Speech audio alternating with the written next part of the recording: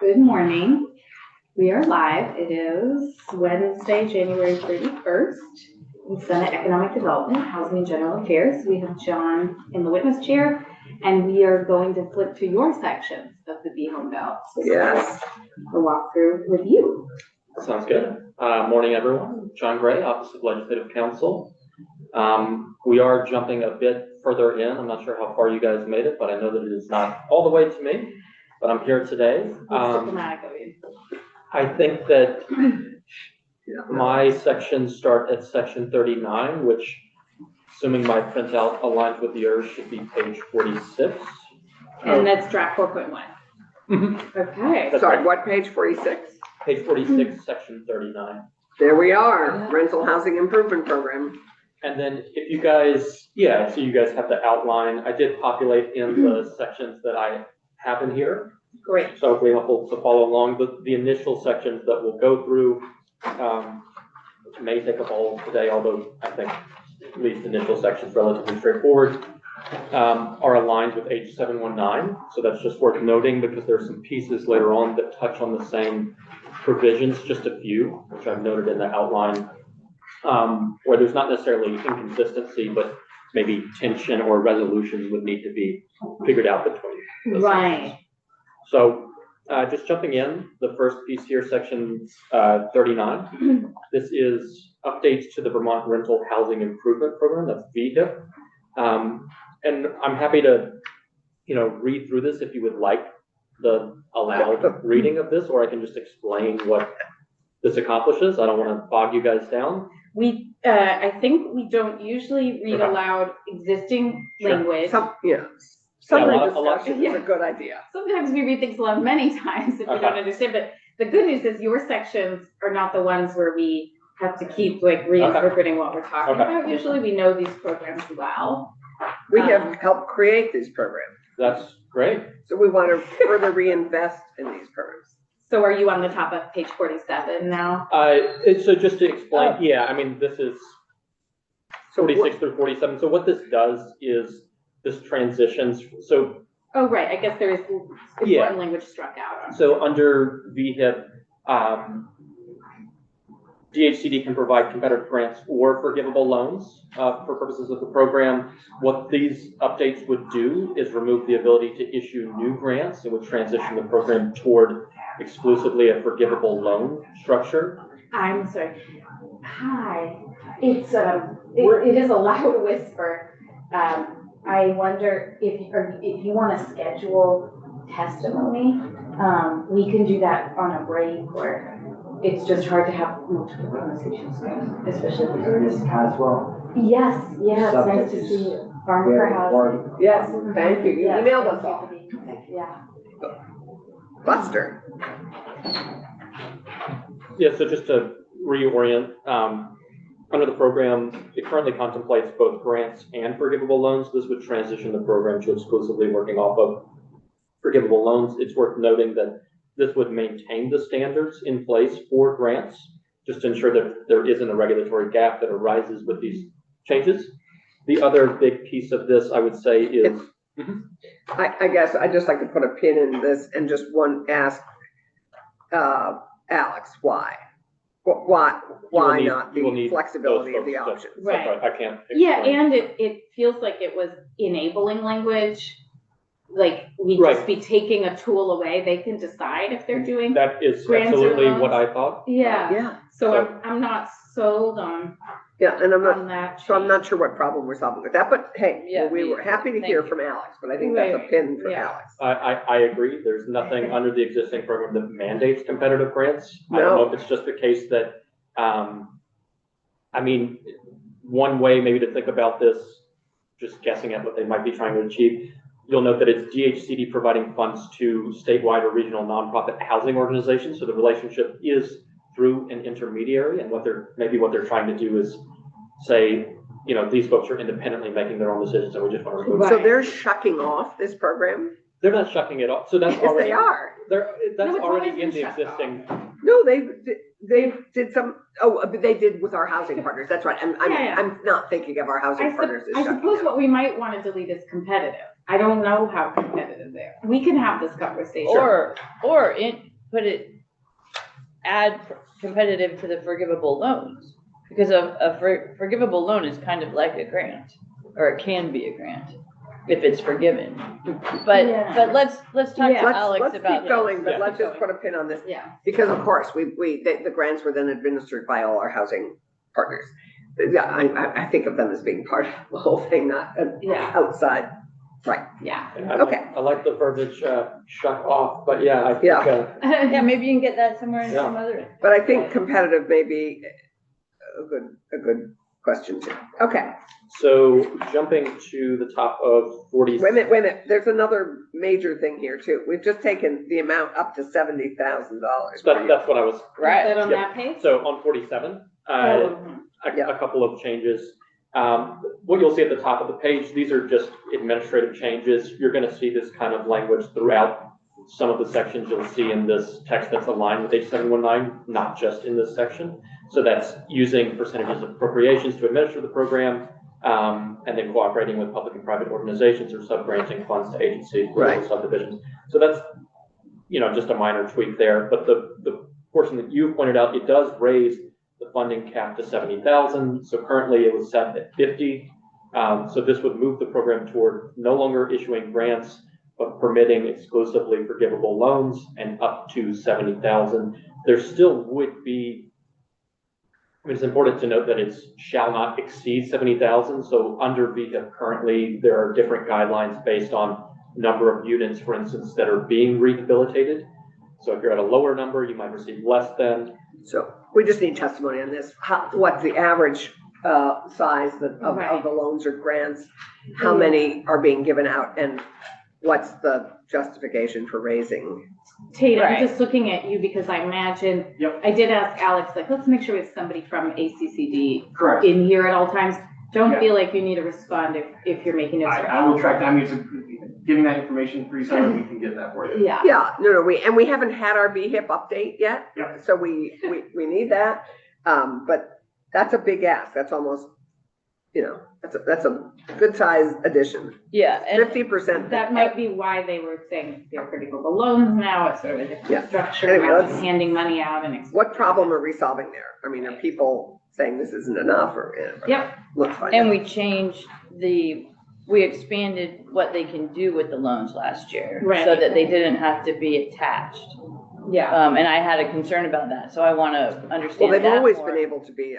But we expanded it more. Yeah. And we included ADUs under it, and Right. ADUs, Right. may, so we might wanna have thresholds or conditions on the amounts. Right.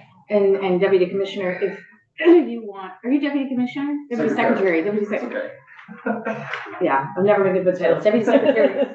If Alex wants to line up someone to speak for 15 minutes, I can imagine it's helpful for us to hear Sean, what costs have gone up. Yeah. we need Sean Gilpin in Yep. who runs it. Sure, but also just someone on the ground saying, here's why $70,000 helps more than 50,000. I mean, everything's just expensive, so. So we can ask our own Tesha Buss, who is Fair. a legislator who has taken advantage of the ADU program, which is great. Okay. So if we jump to 48, and feel free to slow me down, but I think that these are We're going relatively. kind of slow, I don't know. I've watched some of the, I was like, I feel like I'm going fast relative to the, Well, that's because You we don't don't, have Think about it, 250. just keep going. yep, so. we've done this for a long time, so it's different. This is perfect. Act 250, we're not all as familiar with. So some of the changes on 48, moving from a 10% credit for loan forgiveness on those forgivable loans to a prorated credit.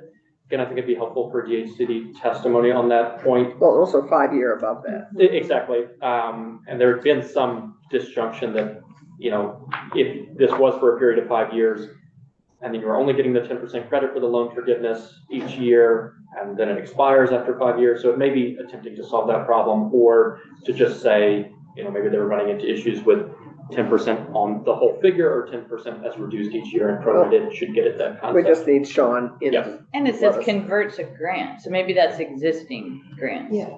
That's right. If you had an Converts a loan, existing, right? convert a grant to a forgivable loan. Right, but we're not gonna have if You this will goes have through new grants, but we have existing Exactly. grants. Right, okay. Section 40 is just an appropriation for VHIP, so that's 6 million. And that's borrowed from the other bill, but it's in the governor's budget? That's correct. Okay, That's okay. right. That's right. Okay.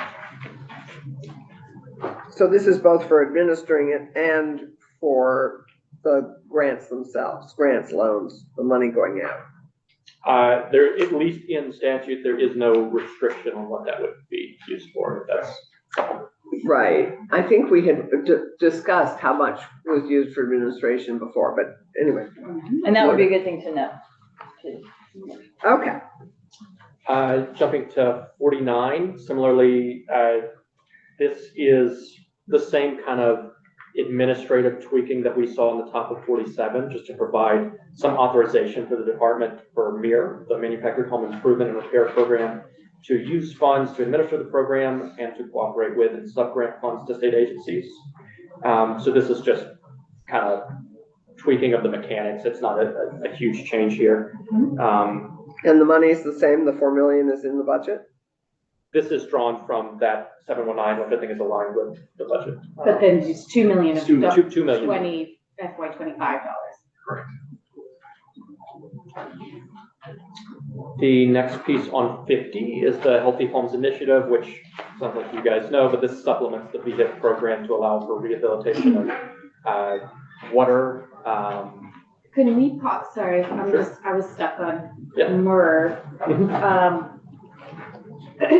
It's always been my goal to have a modest but meaningful ongoing appropriation for mobile home repair and support. I can't remember, I feel like that made it all the way to appropriations and then got cut out. Can we double check? You see the 2 million at the bottom of the page? Yeah. Yeah. But that's again a one-time, it seems like a bigger victory to me to do like Ongoing. $500,000 every year, so we're paying attention to this consistently. And I think that failed at some point down the road last year, but I'd just like to double check. I don't know if that's a JFO question or we lost that.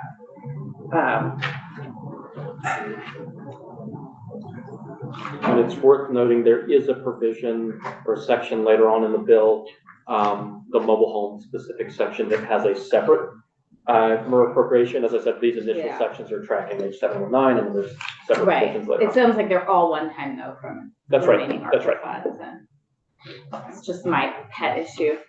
Oh, I agree with you. So jumping to 50, there's an appropriation for the Healthy Homes Initiative, which supplements the VHIP program. This is a 1 million appropriation. And then next we get into some more substantive material here. So the establishment of a housing infrastructure revolving loan fund. I just, Before- yeah, right, we were all absorbing. Sure. We should hear about the Healthy Homes. Yeah, I don't Initiative. even know Okay. what it is. Every home should be a healthy home, and VHIP is designed to be that, to bring non-code compliant, vacant, lighted That might properties. be different than like radon and. Yeah, so $1 million isn't gonna touch PFAS or radon or anything else. So what is this? So Healthy Homes Initiative is for repair or replacement of failing or inadequate on-site water and or wastewater systems. Oh, So this is okay. for water. Exclusive And I for feel water. like people always feel like they missed the first come, first served money on this, so, got it. And I believe, but you may want testimony that it is Yeah. exclusively in conjunction with VHIP, that it has to be a VHIP eligible program. Oh, interesting. And then. I mean, it's a VHIP eligible project, Mhm. but then this is an additional piece of additional help if they bump into a major water problem. I think that's the way that it works. And so under Healthy Homes, I think it's up to 30K maybe. And unlike the conditions in VHIP, which require the applicant or owner to match 20%, they have to match at least 20%. Right. VHIP, there's no matching requirement, I believe, for Healthy Homes Initiative. I think you could theoretically get. So forgive me, but given I'm just not as familiar with healthy home, whose project, is Healthy Homes Initiative. Why hasn't it been here? So I think that this is part of this is in conjunction with VHIP.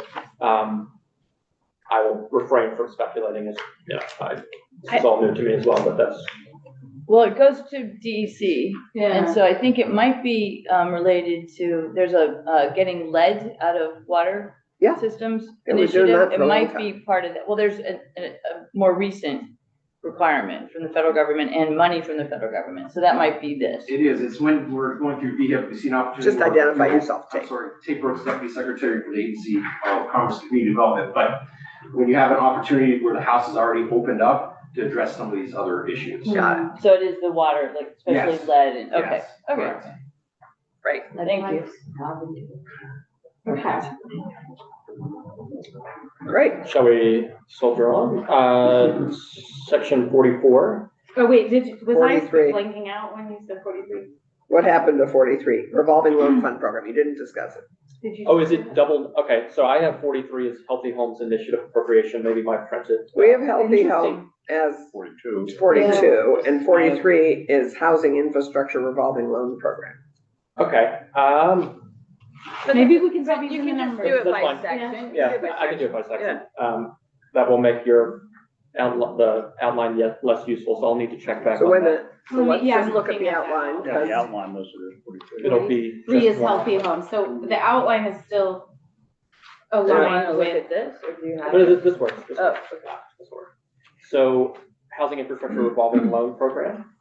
So this has VHFA set up a revolving loan program to provide low to no interest loans to developers of residential units in municipalities for investments in infrastructure to support construction of housing and mixed use development. So this is exclusive to investments in infrastructure. You'll see that same kind of administrative language at the bottom of that section. It is worth noting there is a cap on the interest rate on those loans, so can't exceed 1.5%. And then there's just, you know, general authorization to consult stakeholders and experts in the field. But pretty generic language here to set up just a revolving loan. but with no appropriation. There is an appropriation. There is, and Yep, 8 million. and this is in the governor's budget? Was not, did not. Oh, so this is kind of a dreamed up This thing. was after. in the original drafting, but the 8 million is not in the current governor's recommend. Okay, And so this is, in a way, kind of an end run around TIFs. No, this is to provide low interest rate loans. Yeah, no, I realize, but it's providing it for areas that would naturally be one of our mini TIFs in our old idea, wouldn't it be? I know, but we still have them in our brains. I kind of view it a little bit differently than TIF. I yes, just- I mean, TIF is Instead a of getting, finance. instead of getting a Yeah. commercial loan at 8 or 9%, Right, you're right. getting a. Yeah, no, this is For right. everything under the ground that you need to build, a Correct. housing This project. this is good. Okay, yeah, because it'd have to be an appropriation, because if they had to borrow the money at 5%, they couldn't, yeah, they wouldn't be solvent. Right. EFR would go after them. Okay, but just everyone keep in mind, this isn't in the governor's Right. budget, so we have to figure out what universe of finance. Well, we need to know our box. Once we Yes. get to the budget, Yeah. we will find out from Jane what our Right. box is that we have to operate in. Just a quick question on, so line 13, loans to developers of residential units and municipalities of jurisdiction. I'm wondering what jurisdiction means, and can loans go to developers and to municipalities? So municipalities of jurisdiction is just a way of getting at that it's the appropriate municipality in which the infrastructure would be set. It's not like a special use of that term. Okay, As to whether they could be used for both, as in like, well, not the same loan used for, but the money is for loans to developers and loans to municipalities. that's the way that I read it. Did you want an or there? I don't know. Yeah, I mean, I just wanna- jurisdiction, I think, is important, because there are sections of Barry City where the water comes from Barry Town. So if you're putting in infrastructure, you want to build in Barry City, you're going to have to do the infrastructure from Barry Town. They have the jurisdiction over the water. Oh, interesting. Okay. They're probably Okay. not the same. It's the same neighborhood. You can't tell when you crossed over.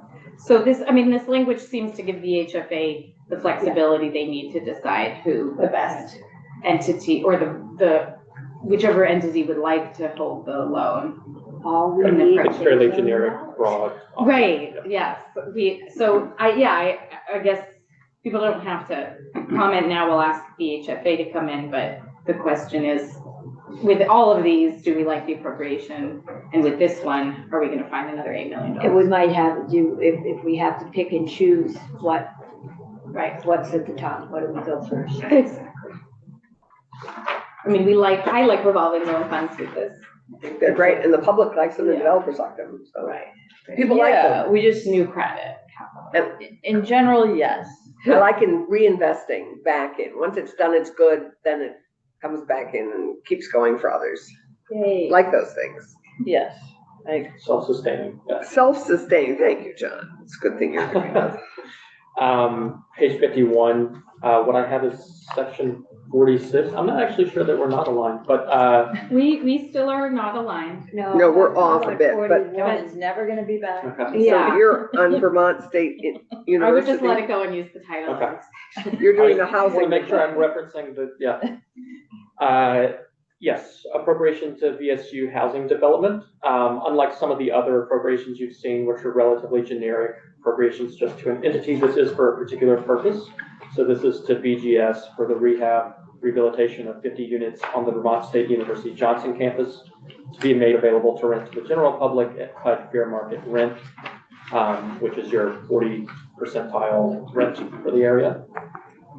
Is this in the governor's budget? No. So this is on their wish list, and we definitely need to hear why they need $2.5 million to rehabilitate these units to make. I'm amazed it isn't more. To me, it's a very random amount of money that if they need rehabilitation, it doesn't do the job.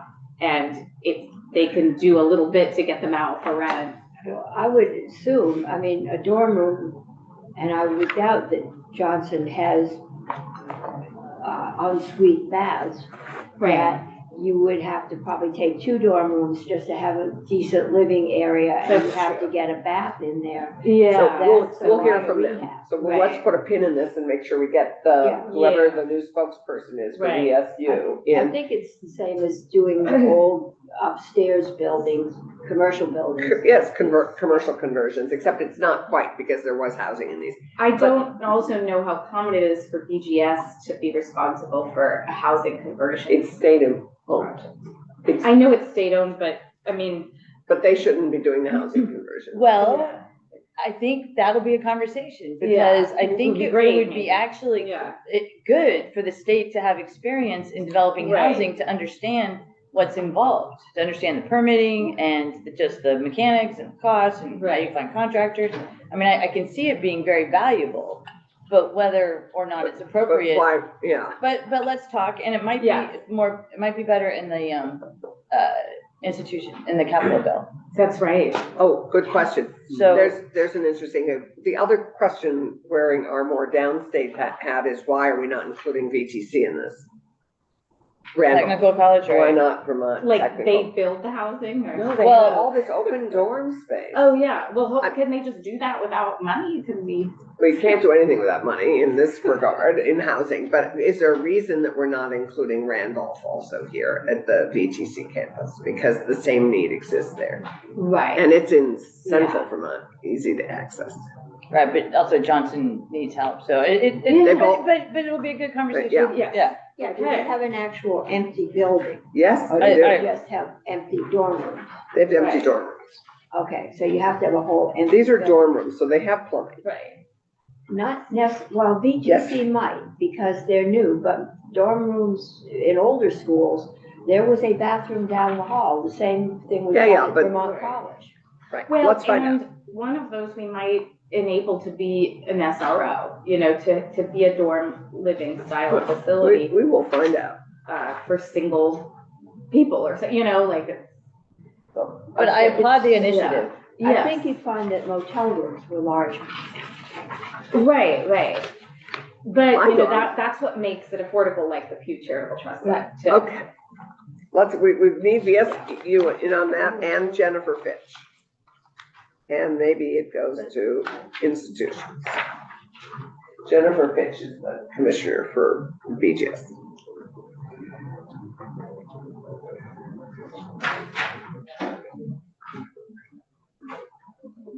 Oh, and we're changing the name of Missing Middle. Yes. A lot of people will be happy So about that's that. next, the Vermont Affordable Homes Development Program. This does have a substantive change beyond just the name change to the program. That's good. So if you flip to the next page, you'll see that, you know, the way that this works, there's an affordability subsidy and there are particular conditions that attach to that affordability subsidy. Under the existing language, the agency either has to include conditions in the subsidy to remain with the home, or for that subsidy to be subject to a permanent, housing affordability covenant. This would add as a new condition of the program that the agency can recapture the subsidy upon sale. So it'll just be one more permissible use of that affordability subsidy.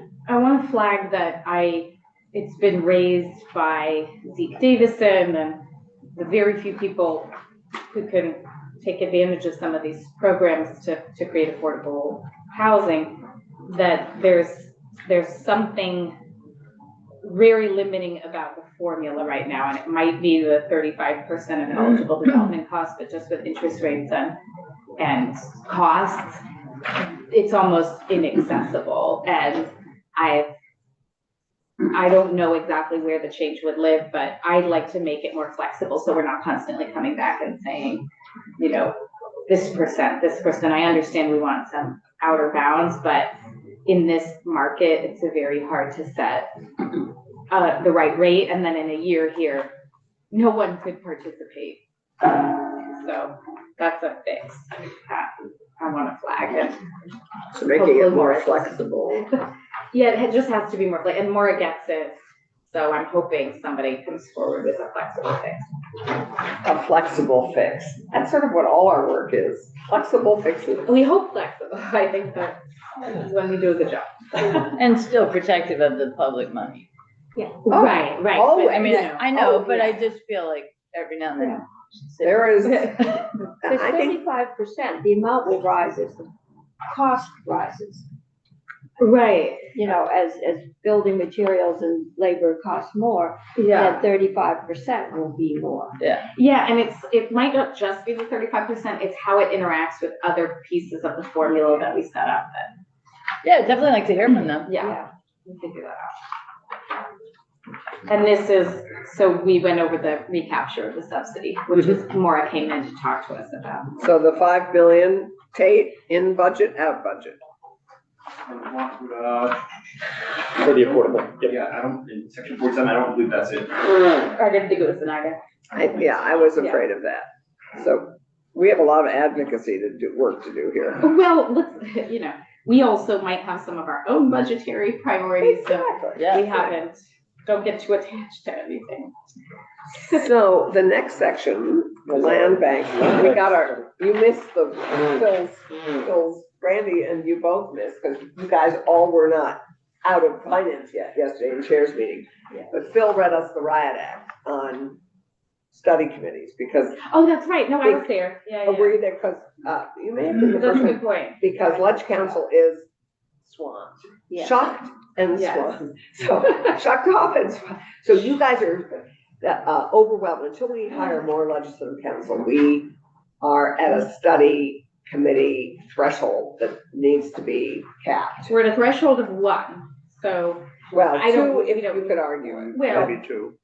I want to keep us at 1 also. I think this might be the only study Or committee. we could actually, this may work being charged with the RPCs coming back with a recommendation and incorporating it into their work. I mean, there may be Right. ways we could Yes, just charge yeah, a body with right. this work. For the treasurer's work on the credit Okay. issue, we're drafting it, so it's like the treasurer's going to do this and just consult with people, and it's not going to cost any money, and we might. It'll cost us money because we pay for the treasurer. Well, yes, but we're not appropriating for people to get together 6 times we're not. Unless the treasurer says he doesn't have the resources to do it, he has to hire a consultant. No, this is why I like our treasurer who wants to do this cost free and just have the enabling language to get the stakeholders to communicate. Right. So that is worth noting, just on the study point, there is the credit, which which is what we're talking about, with the treasurer's office carrying out a study later on. This isn't showing up now, Yeah. but there's also the eviction study piece toward the end of the bill. So there are a couple Oh, of, yeah. different pieces here. Yep. I Um, didn't think we were. Right. I see it Guilty municipal of and that. regional. No, we- weekends. At the moment, it hasn't gone out of committee yet. there are, It's depending on how detailed you want to be going through the land bank study, there are a number of provisional pieces here, obviously, but if you guys just want to attempt to get through the bill today, then we can try to do that instead of getting bogged down. But I But think I'm happy to, what we heard potentially, I think what you've drafted, we could go through it, but also, I think it will have change probably. And I just don't think we need legislators, et cetera, et cetera. I think we just task DHCD, like Chris Cochran shop with coming back to us with a recommendation. Just refresh my memory again. Yeah. Definition of affordable. 30%, well, there's affordable and perpetually affordable. Well, we're talking about affordable housing. The aspirational definition of affordable housing is 30% of someone's In income. in statute, any place? Yes, most. Yes, Where- a lot of where can I find places. the definition? I honestly, I would need to look just being new to this, but I'd just like to look at that Sure. definition. Yeah, I can find that for you and send that to you. And we use multiple, the 30% of income, yes, but then we use multiple income levels, like 60% of, Right. local For different- AMI, for different. or 80%, formulas. so There's there's, different eligibility. Yeah, right. so that it gets complicated, but there are Yeah, typical thresholds that I think relate to federal. Well, yeah, but, guidelines. as I look at our use of affordable, for example, in this bill, I'd just like to know what we're talking about. That's Sure. reasonable. Yeah. expectation. well, That's a when, lot Is to it ask. perpetually You know, affordable? It Right. sounds outrageous to ask. I mean, in I can fact, send you the step, yeah. and I got used to using missing middle to talk about like 80 to 120% of Right. a median household income, like, But like that's the low income. That is not middle income. No, but if you can make it affordable for them, that's a useful tool. So I do agree, we've had more or less useful conversations about what we mean by affordable. And it would be helpful to have a chart because honestly, it changes every year because it's based on county. AMI. Yeah, county County and AMI, so fast. it's different in county.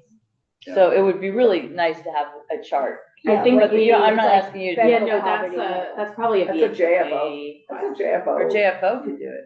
Well, I mean, the housing agencies keep this on hand. Yes, I would say Maura probably has a chart, and she probably already It's has. important that we have all kinds of people talking about affordable housing to make sure we're all talking about the same thing. Yep. That's not Sure. hard. That's- We can- that's we have a what I statute. Oh, it is would- hard. No, you're right. Actually affordable. So let's start with the statutory definition. We have multiple definitions in statute on perpetual affordability and affordable and middle. But I will send you. Affordability. Yeah, I mean, usually built by public it begs, agencies. we didn't have a definition of missing middle that was consistent. So affordable home development, I don't know if we want to, like, affordable home ownership is a different, policy concept that's kind of ours to deter. I don't think Yeah. that is, Well- like, we want, but that's the I question. think I think the money committees have a pretty good notion of what, of that tier of incomes and how, and with housing now, with housing being so expensive, the whole notion of middle income being With the able. money committee, we don't have. We don't have, Yeah, we don't. I would have asked the question. I if did knew. Ways and Means, we did this all the time. We've got the federal poverty level. Yeah. Roland came in and stuck on our board, Right. because that does change every year and it does help to Right. know, Yeah. to visualize who you're Yeah. talking about. Well, and it is ultimately up to banks to determine what you can afford with your income and the interest rates. Well, like there's this. also the down payment. which Exactly, Before we yeah. had this was where we were Right. putting money. Right, Because if you're paying course. $1,000 a month in rent, it's Mhm. pretty hard to come up with 20%. Well, in particular, when, down. and this struck me in particular, when we visited, I think with this committee, we visited Bellows Falls. Years ago, we looked Yes, at at the garage, a which is now garage open. that was being rebuilt. It was largely being rebuilt into a variety of homes. Typically, most of them were one-bedroom homes. And they cost over $400,000 a piece. yeah, And somebody said, this is affordable. And that struck me that there's a To definitional build, issue yeah, here. I was the town manager then when you guys came, and it was Yes. really, it was fun. I mean, Yeah, I mean, that's I when we appreciate first that, yeah. It's affordable. Right, well, for that's the what it people that costs. rent that, but Right. that's perpetually affordable, because the question that Grandy's asking is it affordable for the state to keep building $400,000 Right. units? But to- if, The so, state isn't building them, the state but contracts the with our state- housing yes, but the partners, state we are is helping paying. finance. well, and the state tries to maybe subsidize Well, some it says portion here of that it. we're financing affordable housing, and I'd like to know, We what are we are, okay, talking let's about? John's Yeah, gonna get yeah. that for us, we're gonna be, well. And that project turned out wonderfully. Yes, That it looks It great. was more expensive just because of the structure of the building, Yeah. but it's beautiful Right. and safe and people love it. And it's, People- and it's also increasing the economic development of the village as a Yeah. whole. Lots of That's benefits. Bellows Falls is where my friend, who has been homeless for several years, has a 3-bedroom apartment. Her boys have their own room. Good, It has been a godsend for her. good. So this goes. All she needs is a So, house. for, All she needs. in the interest of time for the land bank study, Sure. I hope people are okay. I'd like to do some work and get DHCD to sort of propose what language they can live with that's more informally getting them to come back. I with think it. Can the right somebody tell crowd me of Yes. what a land bank is? Because I Yes. don't remember that testimony. Well, I think that's part of the reason we've wanted to study it. It's it's a long time existing concept to conglomerate dilapidated or blighted property and give the municipality or some entity like a land trust more flexibility and power to use tools at their disposal to redevelop it. But, That is and, not anywhere near the. Yeah. we've concept. talked about it with resiliency and moving homes, Right. remember we talked Yes. about?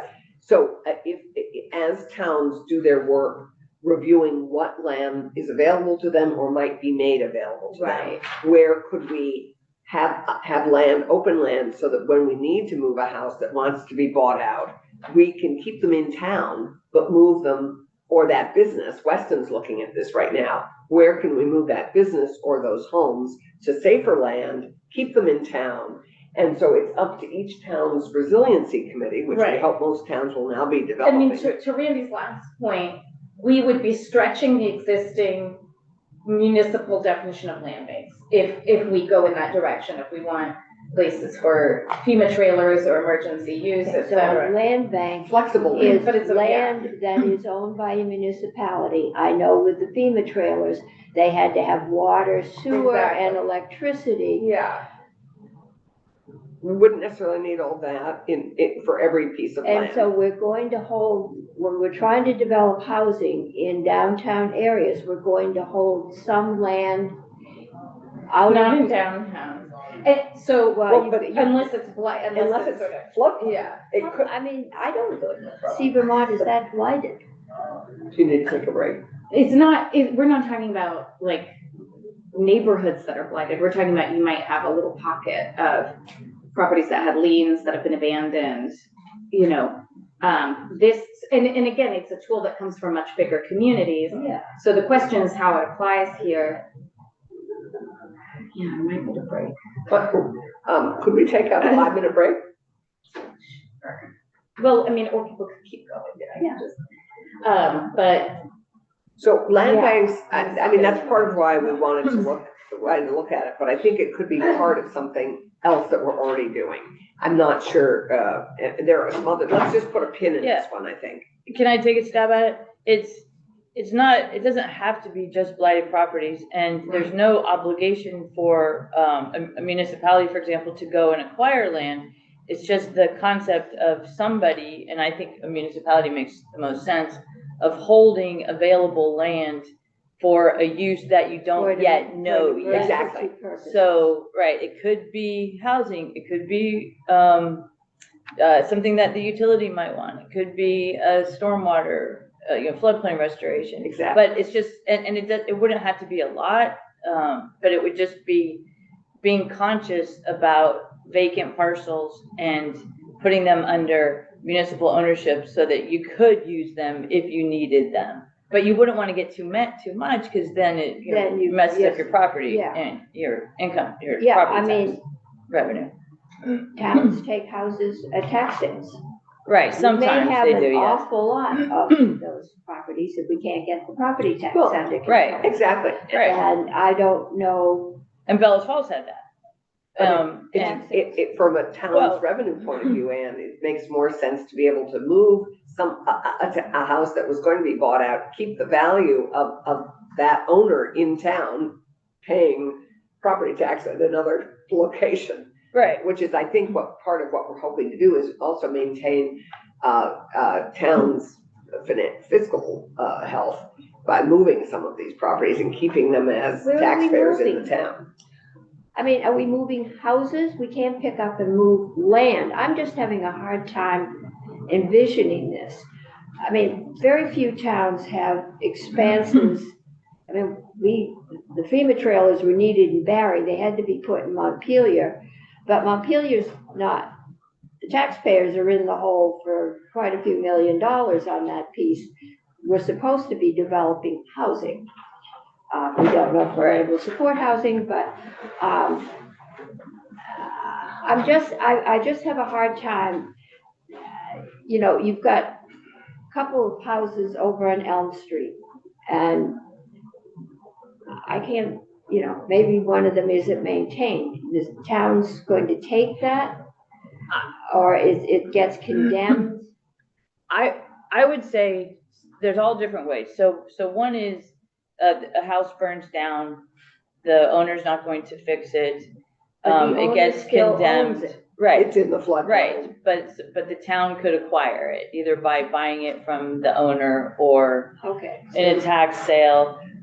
And evidently, there's a value of having a legal place So, to title. yeah, so certainly one of the advantages of the study is that we would receive direct testimony on how this would work. But the one thing that's maybe missing in the discussion that you guys have had, and I'm a bit out on a limb here because I'm just talking about the concept of land banks, but I think that part of what this allows folks to do is that sometimes you will have disparate or differently positioned properties that, because they aren't being aggregated, are just going to remain in the state that they are. But if there's a way of holding on to something, if a municipality could hold on to something until there is sufficient surrounding property that's currently being disadvantaged by the value of that property, until essentially it's preventing developers from, I guess, buying up that property, and the municipality can't make a concerted effort to get at larger parcels, if that makes sense. Because you're stuck in this position where if you just have isolated properties, Yeah. they're kind of stuck in limbo. Yeah. But if a municipality could pool and hold on to that and wait until it can secure other surrounding properties, I think that that's one of the animating ideas of a land bank, is to kind of allow you to hold until it's possible to make So better. Flexible you're land taking for that flexible parcel purposes. out of development. It can't be sold, it can't have housing put on it until such time as 3 other houses burn down and the city can get them up. I mean, I'm just, in Vermont, in the sizes, I'm having a hard time visualizing, because we don't have out-of-state landlords that walk away from dilapidated buildings in general. Well, You might. We do, sadly. Oh, We- in South? In Bellas Falls. We do. I think And this is flexible land. This is enabling towns to own land that could be flexible for flexible purposes that have not maybe yet been identified. But Right, they could also help us, I mean, in the immediate flood recovery mode that we're in very much in this session, it certainly could help towns keep residents and or businesses by moving them to a safer location and having that land that those businesses or homes are on become part of the floodplain, help the town become more resilient, and keep the town, the residents and or the businesses on different parcels of land which the town has enabled. I think flexible land for flexible purposes, for purposes we haven't even identified yet, each town will have a different solution to that, Anne. Each town will have a different idea about it. and it's optional, and it just allows you to plan for the long term. Like, if it's worth it to the town to take that out of taxable, Yeah. service, that's the town's choice. And we've heard in the, I don't see this having a whole lot of Well, let's get testimony and see. possibility. Yeah. we've had some testimony in the past about land banks, but let's put a pin in this and see, because we're being asked to not do too many studies, so let's just think about this one. And I would encourage us to keep trucking, Okay, and because we're gonna have a challenge with them anyway. so let's jump to. Middle income Middle owners. income home ownership development program. So we talked about Page this. 57, section 49. We talked about this, there was a section in the provisions that were tracking H719 that was updating to the Affordable Homes Development Act. So this is that same text, and it makes a quite similar change here to include an additional condition for that affordability subsidy, that it may be recaptured by the agency upon sale of the home. So this is what was suggested by VHFA. We basically Right. have two alternative proposals for the same section. There's some differences in style, but the substance of that update to the affordability subsidy is the same. There is one additional change that is made in this section that was not included in what was in H719, which is if you get to just before the next section on repeal, there is deletion of language requiring the agency to use its best efforts to ensure essentially geographic equitability is, I guess, maybe the simplest way to put it. So currently under program, the agency has to use best efforts to ensure that investments awarded are targeted to geographic communities or regions with the most pressing economic and employment needs, and the allocation of investments provides equitable access to the benefits to all eligible geographical areas, and this would strip out that requirement to use best efforts to do that. I don't know what the animating concern was for that, but that was. So that wasn't proposed by VHFA to strip that. I received that from VHFA. Okay, we need to discuss that with Maura. And if these are alternative proposals, we need to then also have Maura in to discuss which they're preferring at the moment, which is more workable. So Okay. we need to reschedule Maura, and I think she's coming, isn't she coming in later this week? She's not. She's not at the moment, okay. I think those sections need her, obviously. I wouldn't expect that it would require a lot of her time to do that, but I mean, I don't know what level of detail you'll go into, but the differences between the two really come down to, there's the stylistic difference as to how the affordability subsidy is described, but this is on deleting the best efforts language. Yeah. That's the real difference between the two sections. The paragraph C isn't shown as underlined, but it has similar language. So they're So- retaining this, yeah. Community size, community economic need, geographic distribution. So Right, if they're that not may getting have, rid of this equitable system. Right. It's just removing this best efforts requirement. The next Right. section is just straightforward. This is a repeal of the implementing section that implemented the Middle Income Home Ownership Act. And what that is that, that's just language that says this shall be contingent upon funding in fiscal year X. This repeals that particular implementation provision. Okay. And now we come to the rental registry.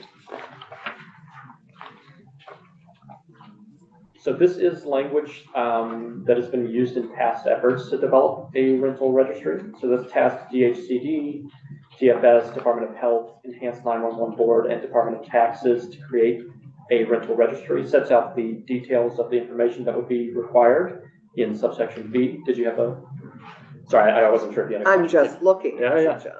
I detect the eyes. I'm like, so it sets up requirements as to information required, annual fees, and then there's protections for the information under subsection D. That's the Public Records Act that's referenced there. Yep, we worked on that. Randy and Keisha and I worked on that. And just to bring Wendy and Ann went through this on the floor with us, but Wendy didn't. We have worked for several years to accomplish this. At least six of our towns have very successful rental registries. We need a way to and now we've had another disaster where we have needed to know where rental properties were and what was available for displaced families and For stuff. the record, although we discussed this previously, it is not that we were all in agreement. We may not, I didn't say You know, we were I all in was agreement. opposed to the rental registry. Yeah, I know, Okay, but you live in a town with one. Don't you? Oh, but you represent, anyway. St. Albans, I live in a believe, town with has one. one. I don't have one. So we have passed this on the Senate floor several times. We have managed to, I think, you heard Jonathan Williams from Barry calling out for one. There are many in this state that now would like to make sure we have the short-term rentals in a rental registry. It's a way of our understanding what rental properties are available. Also, we have put in place, with that work that we did several years ago, we have already hired the 4 additional state inspectors to do the work of inspecting, which is complaint driven. We already have the 4 additional inspectors that have been hired with the Division of Fire Safety. This rental registry fee was designed to pay for them. So we now have the new positions, but we don't have any way to pay for them. okay. So, this was designed to raise the money to pay for those statewide inspections. But clearly, there was not unanimity on the need for this, the desirability of it, or its usefulness. And that many believe that it is a very labor-intensive bureaucratic enterprise that has little benefit that could actually be seen and is overly intrusive in the process. So, I would Those are encourage, the nice things I could say about it. there are lots of nice things to say Well, about we'll it, we take just testimony, disagree on right? it. It did help Barry in the flood. Yeah. Know who Oh, was sure. in the apartments and who they had to account for. And that, in that sense, it was helpful. Yeah, and Brattleboro has a very robust rental registry. Yes, and so does You're looking for who to Winooski. account for, you have the statewide registered checklist of voters, which is much more accurate than a rental checklist in terms of determining who's lost in a flood.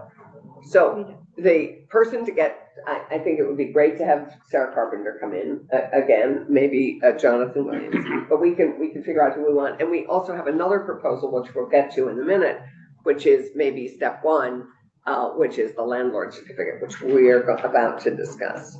But there are lots of pros and cons Mhm. to rental registries. I happen to think they're great, and it also raises the money.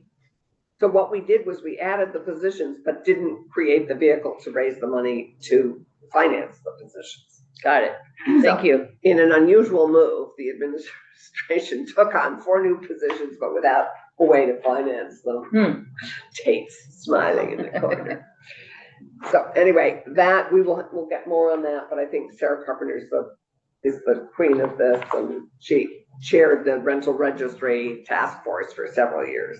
I think it would be good to hear from Representative Williams or someone from Yes. Barry who wants to speak to Yeah, that's right. which information was valuable. Yeah, Jonathan Williams and Amanda. Sarah Carpenter. I mean, that's Amanda Guston. Oh, Amanda, yeah. Amanda did a lot of the work. I did some of it with her, calling people to find out if they'd Yeah, gotten, Yeah. I got sent to find a pregnant woman who was missing. We did find her right. and made sure that she was taken care of. So Having the short-term rentals on here would be particularly helpful because that we're really with just, that is flex space conceivably in times of disasters too. Well, and again, I before we ask anybody to do anything, I'm just very intrigued by Colorado's model and making sure we don't ask for something and then say, you know what, this isn't the value that we were looking for. Yeah, no, we need to know what its value is Right. and why we want it. Otherwise, we shouldn't do it. But I think there are differing opinions about its value. Is I think the fair thing to say. Yes. And so those fees are set out in what is section 2479, which would be y'all's section 52 Right, overall. But within that rental registry, what the statutory section site would be, that's section 2479 will set out those fines or the fees that you'll have to pay. And then there are late registration fees as well, that would go into a rental housing safety special fund. Which was designed to pay for the inspectors, which are now already working. That's right. You'll see that just before y'all's section 53 to provide funding to the Department of Public Safety to staff positions authorized to conduct rental housing, health and safety inspections, enforcement. And then there's section 53, establishment authorized to create one full-time classified position to administer and enforce the registry requirements, and an appropriation is built into this. Right. But I just want to make sure we clearly state that there are two proposals on the table. That's right. Yep, I just did, yeah, we're coming up to the next one. Well, often in, we've drafted that differently, so they're not separate sections. I don't know. So what we've talked about thus far is just part of one proposal. What comes after this, the landlord certificate, is a separate section and a separate proposal. I will note that the landlord certificate is provisional at this point. This is just early stages and sets out the information you might include in a landlord certificate. But in terms of the reader assistance headings, which may be what you're referencing, I just have a general reader assistance heading to say rental registry, and then the different proposals are contained within this. Oh, okay, in ours, it's section 51 and section 52. That's the rental registry. Section 52 looks like the landlord's. I thought it was. Rental housing registration. It does say. No, landlord it's this is the administration. So those are part of the same program. I'm wondering, just based on the discrepancy with this, if I can send Magali a version that has, maybe you guys are missing the landlord certificate? No, I think it's further on. I think it's Okay. just here. Where? It should be directly after this. It is, it's program. sections 50. On page 61. I thought it was a separate section We've here. got rental housing registration. At the bottom of 61, it says landlord certificate. Do you guys mind if I hold one of your physical copies?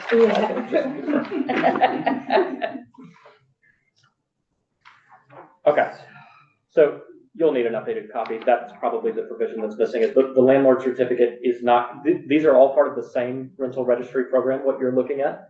That's setting out positions, fines and fees, establishing the registry, and the registration requirements that apply to those landlords. That's part of one proposal. That is not two discrete proposals. The landlord certificate that is referenced in that section is part of the original rental registry. And it's just to say that the landlord is obligated to file that landlord certificate, as I think they currently are meant to do, and that it triggers particular timing. It says that within 30 days after that, you will have to. So the other section doesn't exist? It does exist. I can, It exists, I will but need it's to- not here. I didn't realize those printed copies were from days. past. It's okay. It's great that that's why we're doing this at this moment. Okay. So it strikes me that for those sections, both talking about rental registry and the landlord certificate proposal, that we have Jonathan Williams, Amanda Guston, Sarah Carpenter, Maura Collins, and who else?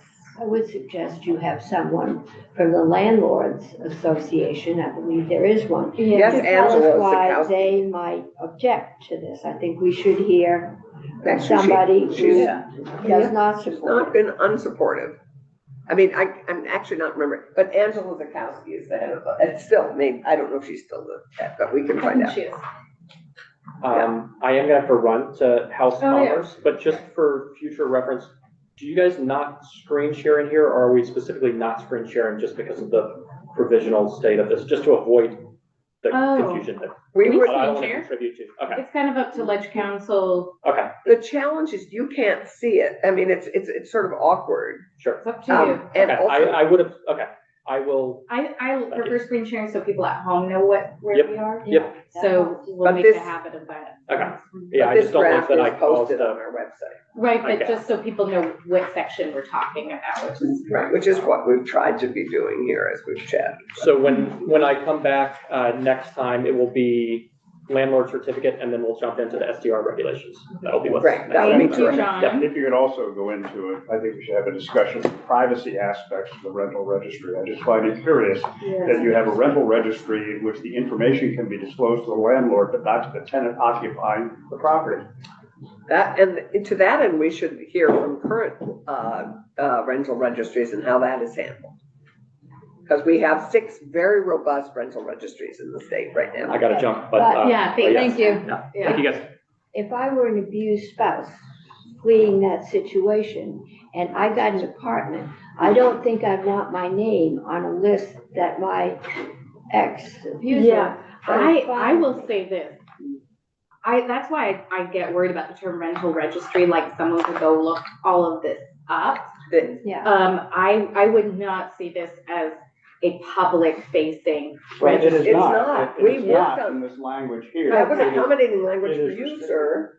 It is restricted. Yeah. However, data about a specific unit may be disclosed to the owner or operator of the rental unit And to appropriate through and to other DHCD. governmental agencies and so on and Yeah, so it's, forth. Mhm. we worked on that with Randy. That was one of your Okay. bugs about it. And so we worked on that and Okay. improved it. Okay, And so now governmental agencies, so Vermont Emergency Management can Right. access it Yeah. in a disaster, and, you know, whatever appropriate governmental Yeah. agencies. could. some of this, it would be nice if you worked with John on like any iterations that you. I will be happy to work with John, and I think it would be key to get the landlord certificate in here, but I think we want to hear from all these people too at the same time. Yes, absolutely. So, and if you could work with Magali on scheduling that. Yeah, so I think we've got the people, so let's. Who are we hearing from next? Jeff Hand, who is the online. No, he's Right here? right Oh my here. gosh, hi Jeff, I haven't seen you in a long time. I see your wife more often as my dad. Yes, yeah. It's That's good been a to long see time. you. Good to Yeah. see you, yes. Um, Thank you for having me here. Yeah. Madam Chair, Senators, appreciate the opportunity.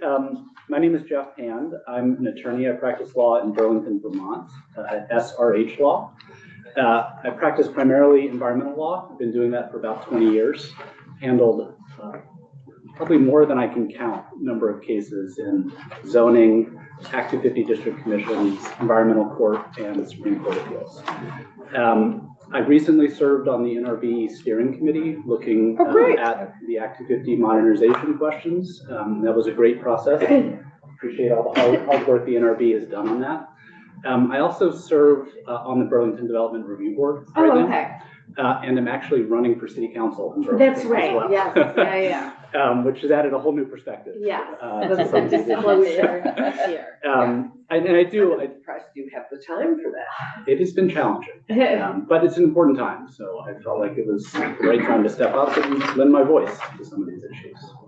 And just for context, I know you all have invited me here to talk about sort of a narrow legal question, but you all have heard this. I just want to add my voice to the many thousands who are reflecting on the state of the crisis, the acute housing crisis in our state. Yeah.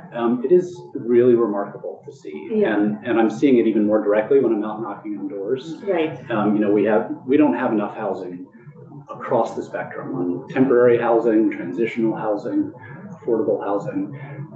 It's a real crisis. This weekend, I knocked on the door of 2 people who have great jobs in our neighborhood, UVM teachers.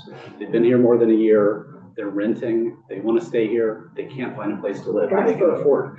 And, I'm talking to them and their kids are running around their legs at the front door and they want to be members of our community. Yeah. But they can't be because they can't long-term, because they can't find a place to live. So So they can't find a place they can afford. to live. I think Yes, that is I agree. sadly at the moment. Yes. Well, there's almost just not enough units. There's Yeah. not Not enough stock. units in there. and that causes the price. Yes, exactly. Yeah, and so the question, I think, to connect it back to sort of what we're talking about here, how does our permitting process play into that challenge? Yeah. And there are many issues we need to deal with in confronting that shortage, but the permitting process does play a role. I think we can all agree that at the highest level, we want a process that is fair, that's efficient, that's transparent, and that's consistent and clear for everyone participating in this. So Good principles. you come in and this is how the process is going to work, Right. and this is how I get through the process. Critical and non-duplicative.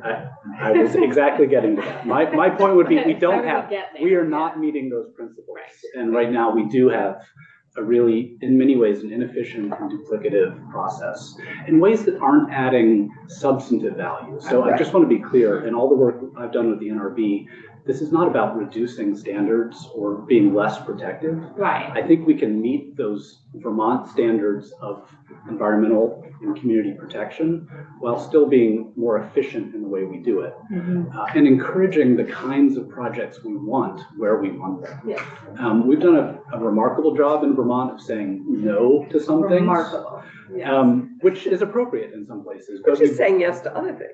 We've done, I think, less well at really encouraging development where we want it Yes. on a scale that we need it. We're behind the curve substantially. So part of my request to you all, I know you're working on this, but is to act with the urgency of the moment. We really need to get started. I hope you'll be invited to the Senate Natural Oh, Resources. thank you. I'd be happy to come and speak.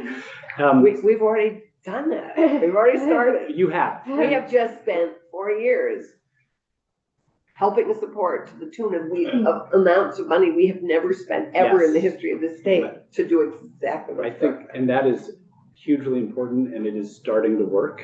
But we're seeing other places and other aspects of the process hold up getting that money Oh, yeah. And into waste the money. ground. Yeah, Yeah. exactly. No, So it's true. we Okay. need to work on those things. So how are So- we fixing it? Yeah, so I think the narrow issue you all asked me to speak on was this question of on-the-record review versus de novo review. Yes. And just to set the table here, so that largely relates to zoning appeals.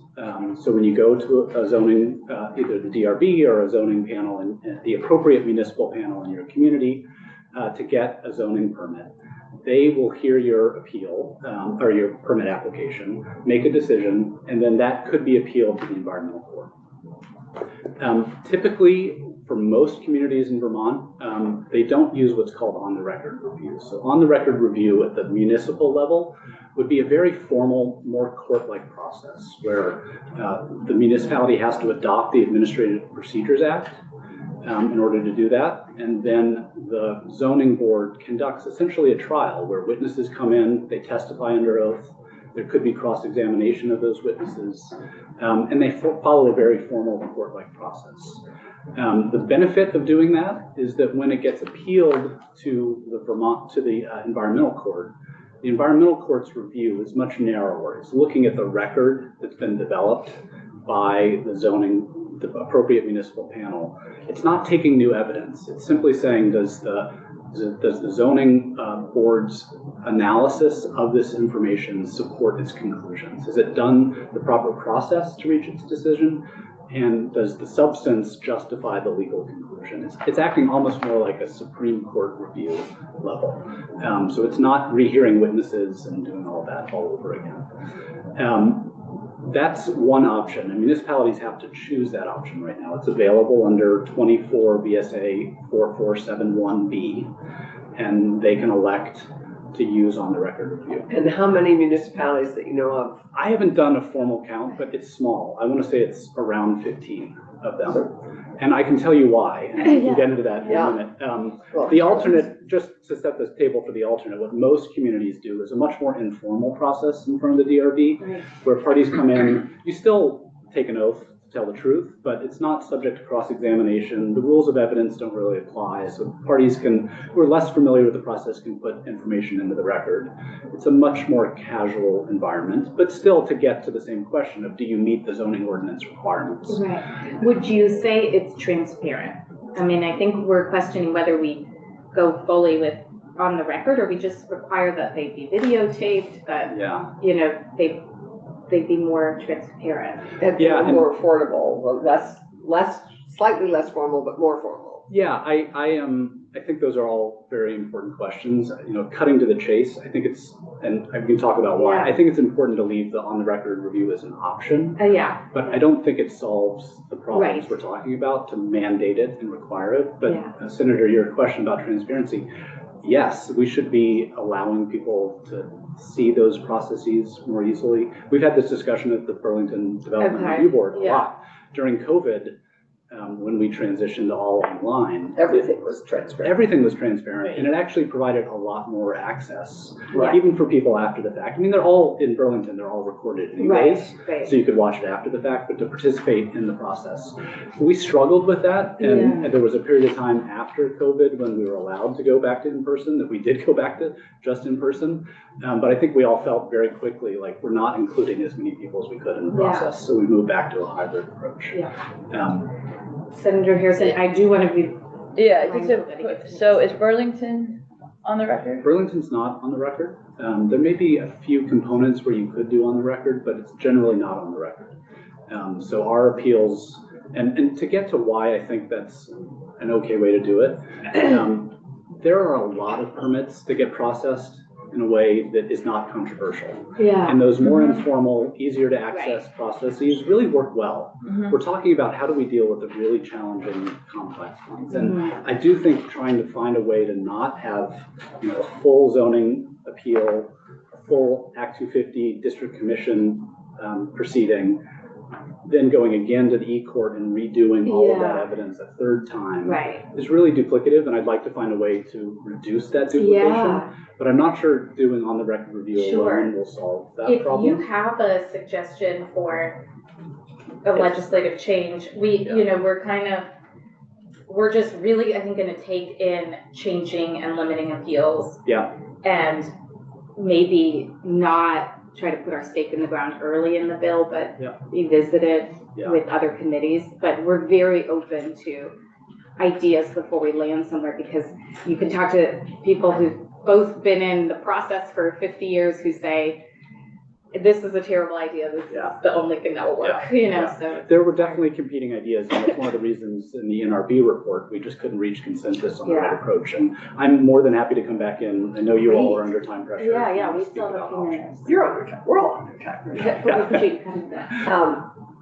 I'm just curious if you have followed cases where the recording during COVID and the transparency that the recording of those meetings enabled, whether that recording then enabled you as it was appealed or as it progressed through the system.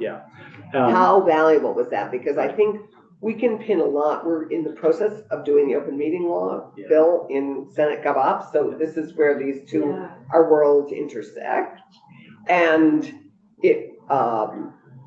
we could be encouraging and or requiring that those meetings at least be recorded Yeah. if they aren't already. So as open meeting. I think the recording itself may have value from an appeal perspective. There are two sides of this.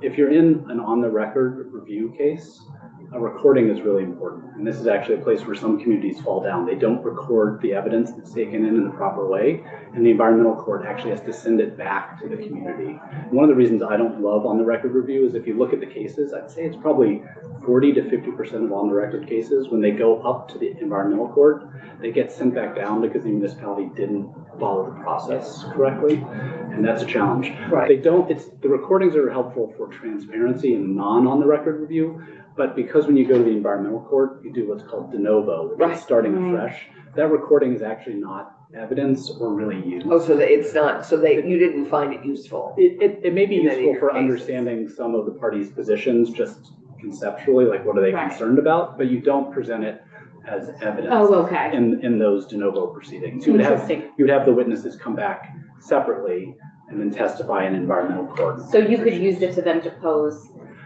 somebody. You could. I Yeah. haven't seen that done very often. Okay. I mean, I would say I look at it more from like, I want to better understand this party's position. Yes, Let me go okay. see how they explained what they're Okay. concerned about. Okay, It may be that people transcribe some of those and use them, but I'd say that's infrequent. interesting. Okay, so the recording is not as helpful as. From an evidentiary perspective. But for the But public, for the public, looking I at the think it's- transparency at what happened at a Yes. meeting. Yes. We definitely heard loud and clear from people in our community when we moved off of hybrid to just in person for a couple of months that they missed having the opportunity to participate. It's kind of a GovOps. Yeah. Oh, this is what we're wrestling with right now. In your last minute, is there something you want to push for with all your experience? Yeah, I do think focusing on the appeal process, and I'm happy to come back in or speak. Well, Yeah. and actually, House General is taking the first stab at that little slate. They're kind of. Yeah. They're really Well, we competing, hope they are. they're then. really competing ideas about how to do that. Exactly. And I think it's important to take perspective, and I'm sure there are other members of the bar who would testify about this, but I think you'll hear fairly uniformly from folks in the bar that it's better to keep consolidated appeals, so the Act 250 Yes, and zoning appeals Agreed, go into yeah. the same place. right. What I've been trying to advocate for is a system that identifies the really controversial cases and allows you to, early in the process, say, let's just go do this case once at the E-court or a similar body, so that you're not repeating Yeah. in 3 different ways that same evidence. The challenge there is it's expensive to go to e-court. It is, but those cases, what I envision is a process where all the parties agree, Yeah. we're gonna litigate this to the end. Right. And so you're actually reducing the expense in those cases by just doing it. Yeah. So, and we can talk about this more, but if it still requires all the parties to agree, I think there are those who would rather draw out the process, so. it's Which an is why you need a interesting decision maker to say, this, This- parties yeah. present your perspective on Right. whether we should do this, and someone would make the decision to Interesting. move it to that consolidated. Yeah, And that- please do Have you write asked your, about the Housing Board of Appeals? And his no, thoughts but on we that? should, Seth, we don't wanna, Representative Baumgart's is on a tight schedule, but please do write down some of these. Yes. Some of these proposals. I've spoken on this concept, I'm not gonna say The Housing Board of how many Appeals? Yeah, years, right, but right, it's probably yeah. been 10 years. Yeah. I've Well, been this could be the advocating for year, something like so- that. Right, I'm yeah. happy to Okay. do so again. Yes, exactly. I think a lot of people have been talking about things for decades, but Yeah. this is the There's a year lot to of really momentum to make it. Yes. experiment, and not try to set it in stone for another 50 years, but Yeah. figure out what we can do to learn. Yeah. Thank you so much. Thank you for all. Thank you for Thank coming you. Appreciate it. down. A field trip. Yes. Yeah. Representative Baumgart. Right, thank you. Yes. Do we have this bill? I do not. What What's the number? Are you Have talking the about your number. bill? It's the I'll go get it in the technical bin. corrections bill, it's 82. what is it, 652. Let's go get it. No, we got it out here in the bin. Okay, you get a bunch of them, that'd be great. Thank you, Jeff. So just a quick intro to this. This is, as we all know. Introduce yourself. I'm sorry, Representative Seth Baumgart. I represent Arlington, Manchester, Sunderland, Sandgate, and part of Sunderland. And we all knew when we passed the Home Act last year that it was a pretty complex bill with a lot going on. There would have to be some technical corrections, that things would emerge that we didn't get quite right, or that just things emerged we couldn't even foresee. So this bill is an attempt just to pick up a few of those. I don't know if I should wait for you to get copies. No, I think you Okay. can Okay. get started. So the first one is just clarifying in section 1 of Act 47, is in section 44.14 of zoning, is just to make clear. It reads that, it's almost impossible to just, know in front of you, but it reads, it's just clarifying. Remember the provision that said, in some circumstances, you could require 1.5 spaces versus Yes, the 1. yes. Yes. Right. What this is clarifying is simply that when you end up with 7.5 spaces as being what the number that gets spit out, that it means 8.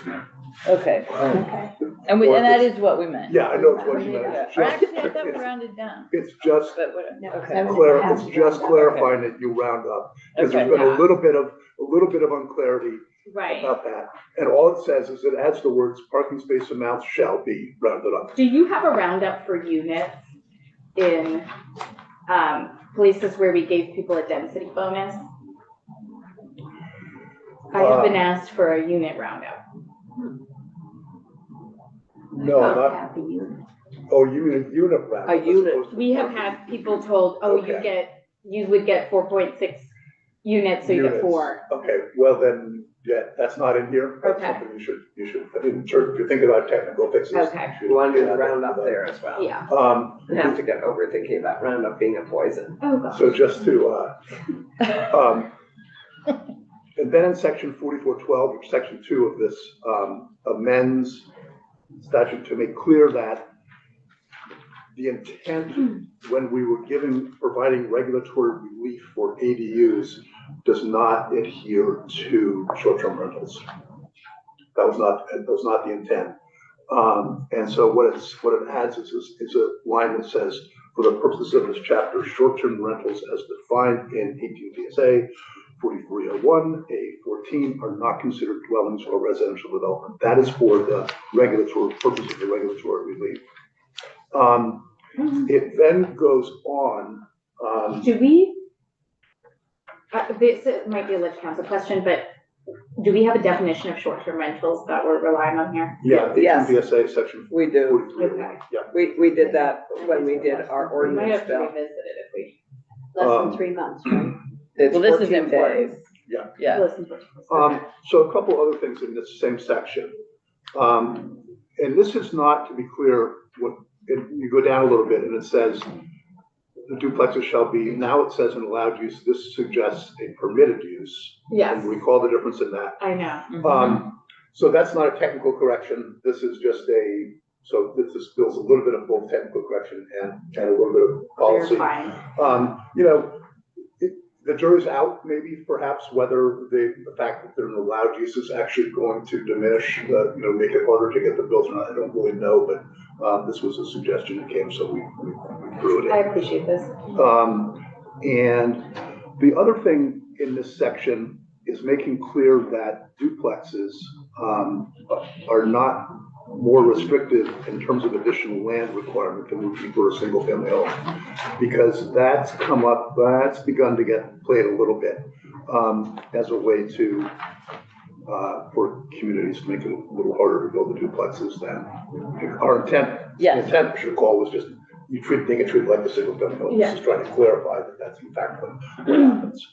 May I just ask a question? I'm trying to understand the intent and the effect of the short-term rental definition here. Is this Right. intended to focus on the development of new projects, or is this broader than that? I think it's to the extent that we're providing regulatory relief that we did with the Home Act, the intent was that the regulatory relief was not for the purpose of building short-term rentals. Correct. But if a person builds what is supposed to be a permanent residential unit, and then the day after it's finished decides that they Right. have changed their I mind. don't Yeah. know the answer. How do you divide that? I don't know. And there's plenty of folks that do a 3-month rental Yeah, and then yeah. a 2-week rental Yeah. and then so I don't think units are like short-term rent. I think that's challenging. You might want to get Councilman on that one. Yeah. I'm not sure of the answer to that, but all this is what if you just look at the underlined language, it simply Yeah. says that for Well, the purposes of this chapter, Right. short-term rentals. just remember, our intent And is to, I'm aware of the. Yeah.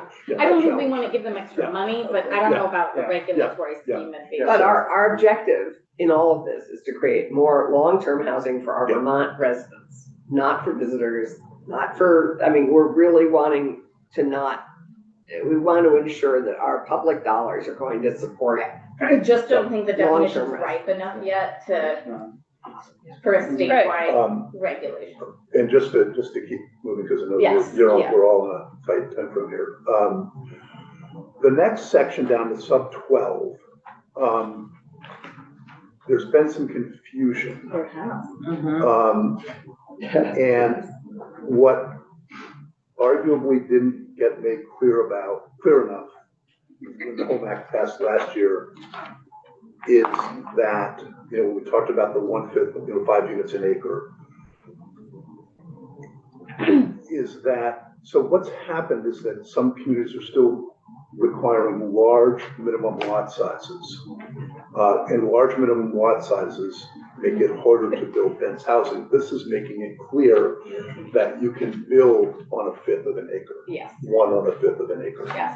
And you can't require that you can only any lot has to be at least an acre. Yeah. Because that makes it harder to. Or 4/5 of an acre Yeah. for 4 units, Yeah. So absolutely. this is just making that I see. clear, Yeah. that was, I think this is all, trying to be consistent with the intent. Yeah. Making sure that we're actually getting there. Mhm.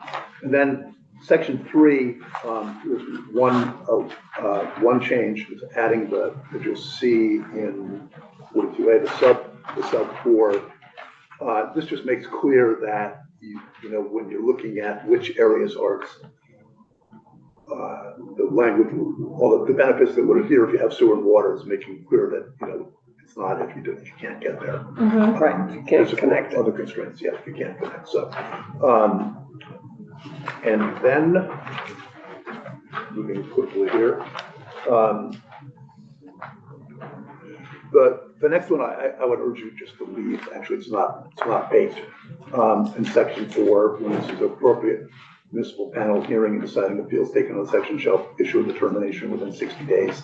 I'd leave that one behind for now because it's a lot more complicated because there's the closing of evidence and, you know, so that one just isn't baked. I think what we've taken away is a lot of our committees of jurisdiction are looking very broadly at appeals. We have some of the same principles, but probably better to not do a one-off until we can kind of agree on the bigger picture. Yeah, okay. So the next one down in section 5 of the bill deals with the plan of the municipality. It changes one word from should to shall. And this is about data, the use of data. And what happens is the RPCs get the information on the housing data needs assessment and for the communities to use. And this is just saying that when you're developing a plan, you shall use the data. I'm so surprised we said should. Yeah, so, yeah, okay. So this is from, and it also then actually indirectly keeps pressure on the RPCs to get the data they have available. So it's all, so let's see. The next one, in section 6, you remember the whole thing we went, I say we, because we collectively, your committee, my committee, etc., went through about when there's a zoning change, which communities would do it by ballot, and which ones would do it by the select board making the final decision. This just makes it be that the select boards do it, period.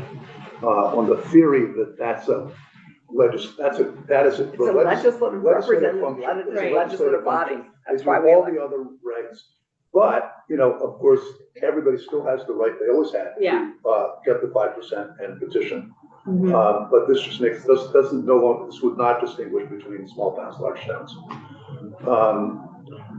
The next section, section 7, and you have to look more carefully at this than this is actually, it depends on how the bill comes out. But the intent here is to, remember, you know, the Act 250 exemptions that we did the last time, is to extend them until this goes into effect. Yes. So 28 is probably not going to end up being the right date. Right, we'll work on the language. But you Yeah. work on language. But the idea is to extend those exemptions until the next iteration kicks in. Yes. Well, until we finish our work of the NRB's recommendations, the mapping and the designation. It's all going to take, you know, some number of years to unfold. Yeah. We hope not till 28. Well, different portions will. I will shoot myself But, in the but anyway, different portions will take a little bit longer because it's layered in the end. Yeah. You know, the land use maps coming first and then land use maps are gonna take, So I don't know what the right number is there, but the idea is to extend it until. I don't think you're far. I The think the next language iteration. still needs to be fixed because you should request a JO before you build something, not 4 years after you build it. But let's chat about that. VHIP on the But that's VHIP. a technical.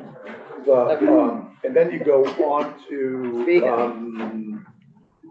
continuing that same, section 8, I'm sorry, section 8. This is really just, the underlying language here, the department may utilize a reasonable percentage of appropriations. This just requires them to, and allows them to hire staff. And it Right, we have this. embeds this, into the department's charge. Good. This is a little bit beginning to get a little bit beyond my pay grade here when we get. But you haven't, sorry, just to clarify, in the VHIP program, you haven't added any amount to the grants or returned them all to It's revolving it's loan. clarifying and it allows them to hire staff. Yeah. And then this next section, the sub E, is about forgivable loans and versus This grants. conversation. And my understanding about this is that the goal is to have the forgivable loans be the preferred vehicle. Do you have strong feelings? We're just looking No, for the no. impetus, okay. No, well, no, I think grants are a little more complicated. They have Sure. immediate they can have tax consequences. And they can be And clawed the back. Forgivable loans. That's true. So That's a I good think point. that the department's sense is that the forgivable Right. loans are the better vehicle. We need Okay. to just hear from them. But that's great to, Yeah. yeah. It's good to know the Um, difference. And the 5-year to 10-year, I don't, I think that's two mechanisms. yeah, I'm not, maybe it's, grant is for grant or 5-year forgivable loan, and then all of a sudden now we're switching it to 10 years. well, On page 10, it says Yeah. under F. I don't know the answer to that. Okay, we need the departments. Yeah, Sean Gilpin, where are you?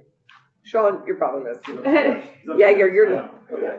So you could, yeah, I'm not sure, I don't know enough about that. Okay, that's okay. So We'll that's know. it. And then- Yeah, And then it would take effect July. But, oh, Right. by the way, I have one more, okay. and it's not in here. Yes. But this came to my attention from the, From NRB, Sabina? from the NRB.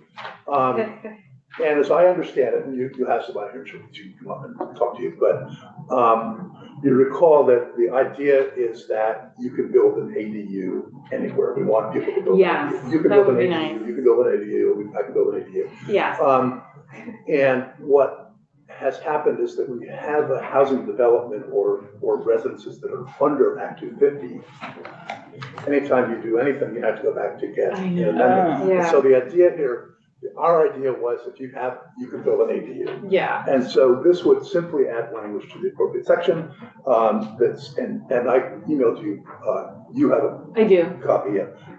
That no permit or permanent amendment is required for an accessory dwelling unit as defined under. So within where you would have required a jurisdictional opinion, this just now says no permit or permanent residence. So if it's already been approved for Act 250, you could build an ADU. Yeah, if you are under the jurisdiction of Act 250, which would normally require, you have to get a permit or to do anything once you're under the jurisdiction. This would say that for the purpose of building an ADU, you don't need to get a permit. Okay, Senator Hunt. as we go to denser development, and an ADU can be outside of the footprint of the original house.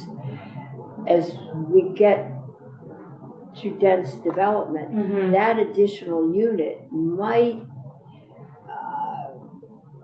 take up the whole backyard. It would, it could, Lot coverage. yeah, it could impact the neighborhood. So I think it would stay in the municipal process. The Act 250 is pretty daunting for an ADU. I think that's what we're hearing. Yeah. It's like That's- a really big layer to add for your daughter's, Yeah. moving into the Yeah. backyard kind of thing. And it's just for one, right? You can do one every year. No, you can only do one ADU. Yeah, Yeah. got it. Yeah, Well, thank you, Representative Thank you. Baumgart. you can do more, but you have to get a special permit anyway. Yeah. The one ADU. While you're still sitting there, because next week we're done with this bill, what I think I'm sensing is there are a couple caveats, there are a couple things either, maybe it's not fully baked, or the short-term rental thing, there's some concerns raised. But generally, we would absorb a lot of this into the next version of the bill. Yeah. To look Well, we at. already have pieces of it in the bill. Well, right, Ledge Council will help us sort that out, but we know, but I think I heard short-term rentals, but there's no big flags here for things that people can't live with. I want to make sure that we say no permit adjustment, that it's clear that it is, an Act 250 Yeah, adjustment, sure. not a Right. municipal. I think Right. you still would have some municipal zoning. Absolutely. Okay. And the exemption language, that has to be fixed. The web. The exemption language, if we're gonna keep it. Because, How long we make, well, no, it's just the process. You Okay. can't say you're gonna build something in 2024 and get a JO in 2028. Oh, yes, I think, That's so just, that that's an section, unintended. I think that's a bigger issue that we're gonna address, but the spirit of that, Yes. some extension is gonna show up. Yeah, the spirit is simple, Yeah. you did it Yeah. for 3 years. and it's Right. just Well, that it probably yeah. needs to be- and to go to a conversation we had earlier this morning, I think that our intent section needs to clarify that this is interim work until we get the final pieces of all this work and we put everything in the final. And I think your committee's on the same page, so we'll work it out. Thank you. So much. Great stuff. Yeah.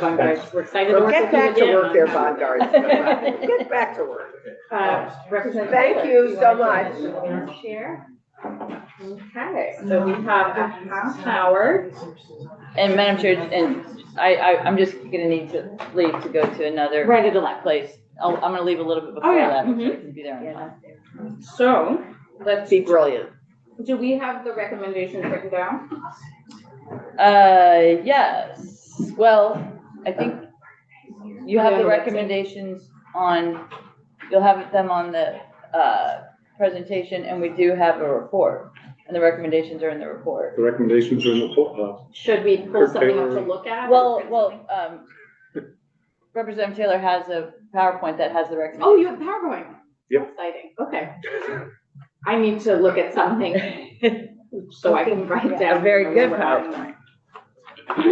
So none of this at the moment. We have a placeholder in the bill for this, as I recall. I don't think we put language in the bill yet, Mhm. so I'll just frame it up. So, the we do mobile have- home task force was a product of last year's bill. I had the pleasure to serve on it with, Representative Taylor, Appreciate that. who was the chair and did an amazing job.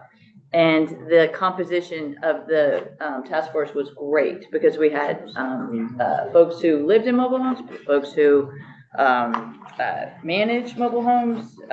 Sean Gilpin was there, so we had good representative from staff. CBOEO was there. So it seemed like we had everybody that we needed. And then the witnesses were also Arthur wonderful. Hamlin, right? Is that? No, but he was, he worked He- with okay, Sean. for some- He works I with just wanna Sean. make sure, somehow, I thought, when we talked last, you were like, oh, he wasn't. No, Arthur was No, engaged, he- he just, Sean was the Sean was representative. Right, Okay. Sean right, Arthur worked and we closely did reference and appreciate his data a Oh, lot, great, actually. okay, I just wanted to And, make sure I understood that. yes, so it was great. Arthur is Mr. Mobile Home in the administration. Yes, and we were very impressed, and we want him to continue his annual report, even though it's not required. So. Okay, here we go. for the record, Kurt Taylor, representative from Colchester. So you want me to share my screen? Is that the I think so. best way to do it? Well, given we don't have the language to look at, I think that's a good idea. Okay. Yeah, Macaulay has, it, if that's easier. Well, let's look at it, if you have a PowerPoint. Yeah. By the way, you have a proof, oh. Let's just look at the PowerPoint and then we'll. So,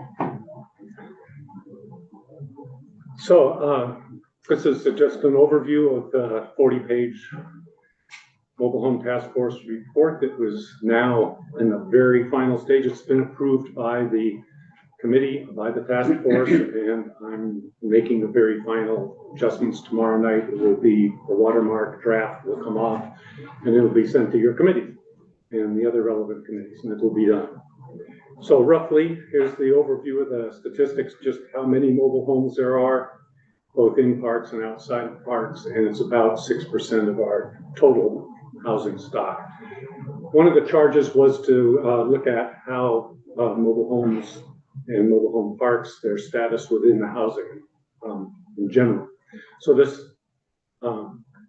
diagram is also available in the report, and it shows the 5.98 down at the bottom. There's, I think, there's a bunch of slides, so I'm going to go fairly quickly unless somebody stops me. Basically, what the Mobile Home Task Force would like to do is have people take a fresh look at mobile homes and mobile home parks, and not to see mobile homes as cheap housing on wheels, but rather as an affordable, energy efficient way of housing anybody, The but future, particularly. as we've heard. Yeah. So the first thing is affordability. Are mobile homes affordable? For the most part, yes. There are expensive mobile homes as well that would not be affordable. But a site-built house, the numbers, these are very rough numbers, and people will argue about them, but $350 a square foot for a site-built house. I have a friend in Colorado who's just looking into a house, and he went to a person and said, okay, what do I do? I've got the kind of a drawing here.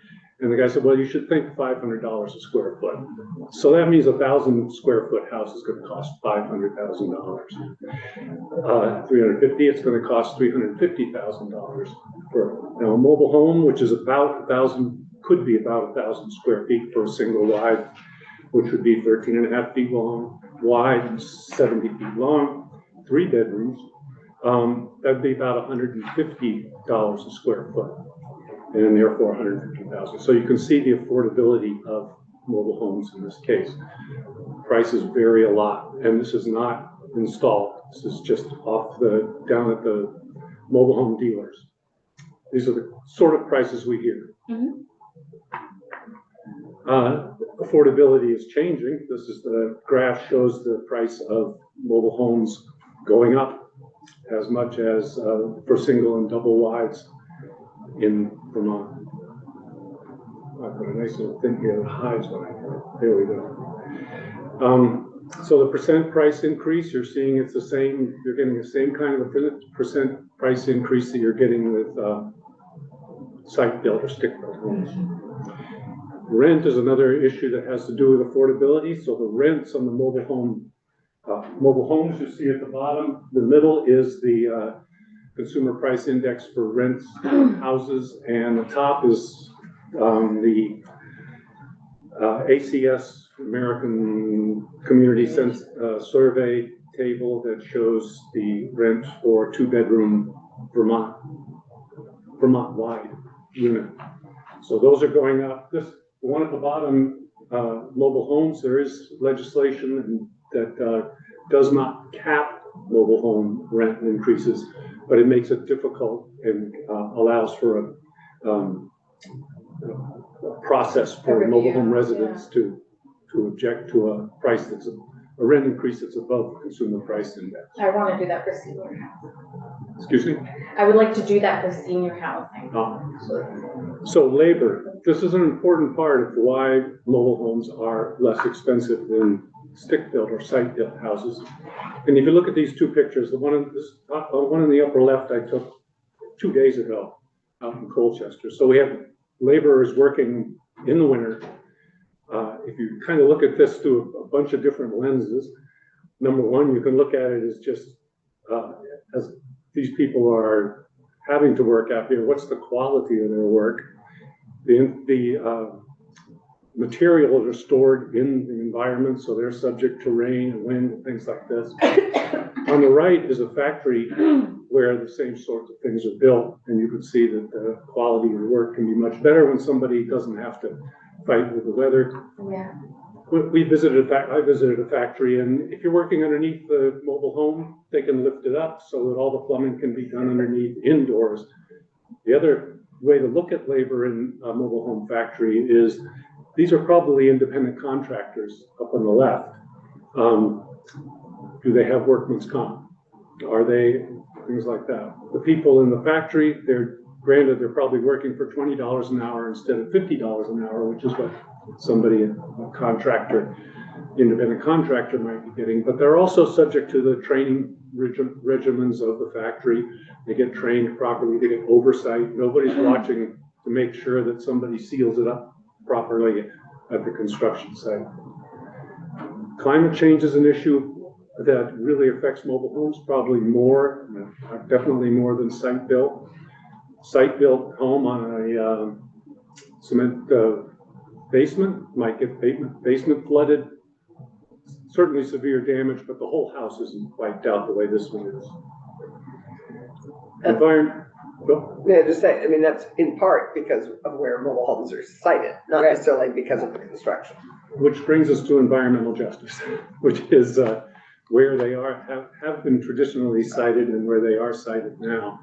The CDO and UVM did a survey and found that 40% of mobile homes at that time in 2019, unfortunately, some of those have probably left because they were wiped out. But it's still very much an issue of environmental justice.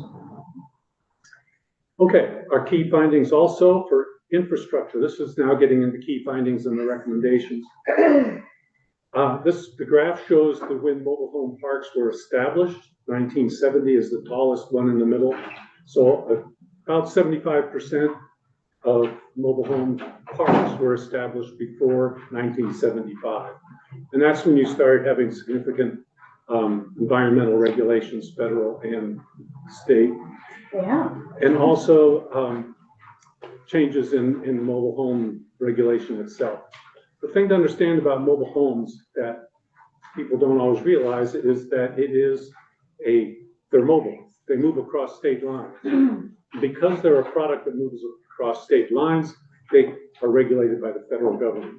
So the federal government uses its constitutional right to regulate trade and says, this is what a mobile home has to be. This is how we'll certify it. We'll inspect it. You have to have a process for manufacturing, which is approved by HUD. You have to have ways of confirming how it was manufactured. It has to be approved by, they're heavily regulated by the federal government, which results in a product that is very different from a site-built house, which in Vermont, where there is no statewide building code for single family, for residents, there's no oversight over how it's actually built except your contract.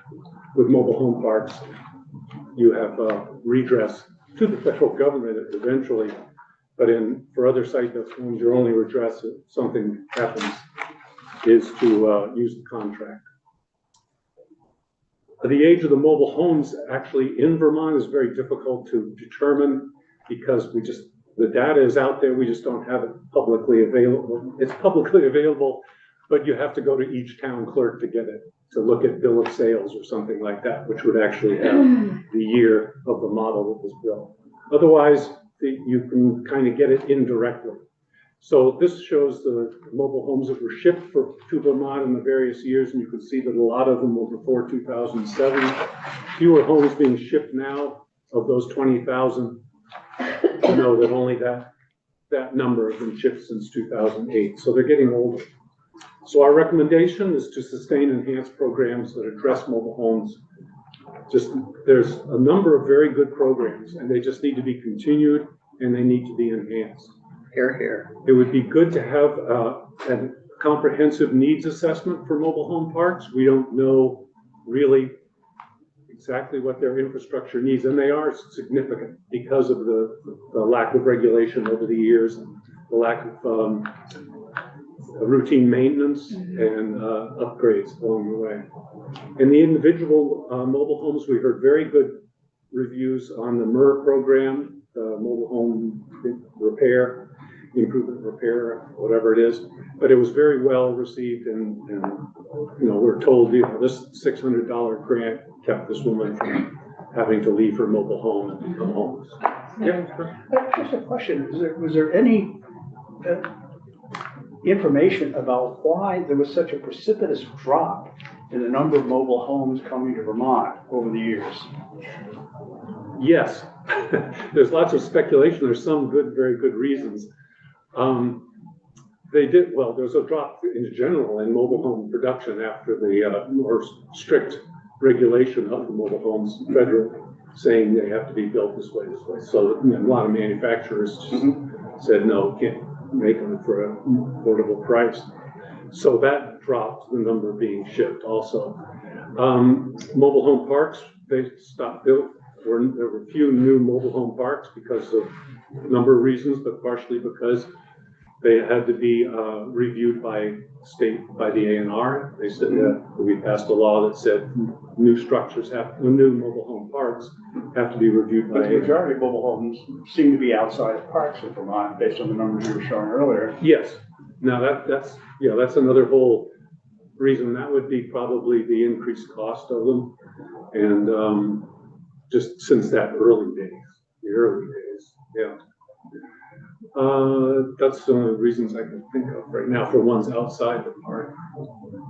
Inside the park, they did, after we said the new parks have to be reviewed by ANR, the old parks were grandfathered out of that, and they expanded actually. So those regulations may not have helped. So the government came along and helped mobile home development by limiting the number of mobile homes. Well, by requiring quality is what I would say, Yeah, and yeah. now we're fixing the messes that we made in the 70s. The, Some of them. the restrictions that the federal government put in did reduce a lot of, fire hazards, Yep. deaths by Yeah. fire and things like that that occurred. It's obviously, it's a better product right now, and I guess one of the curiosities is, as that declined, what happened to the number of houses being built? Was there any trend, or was just an overall lowering of available housing during this period?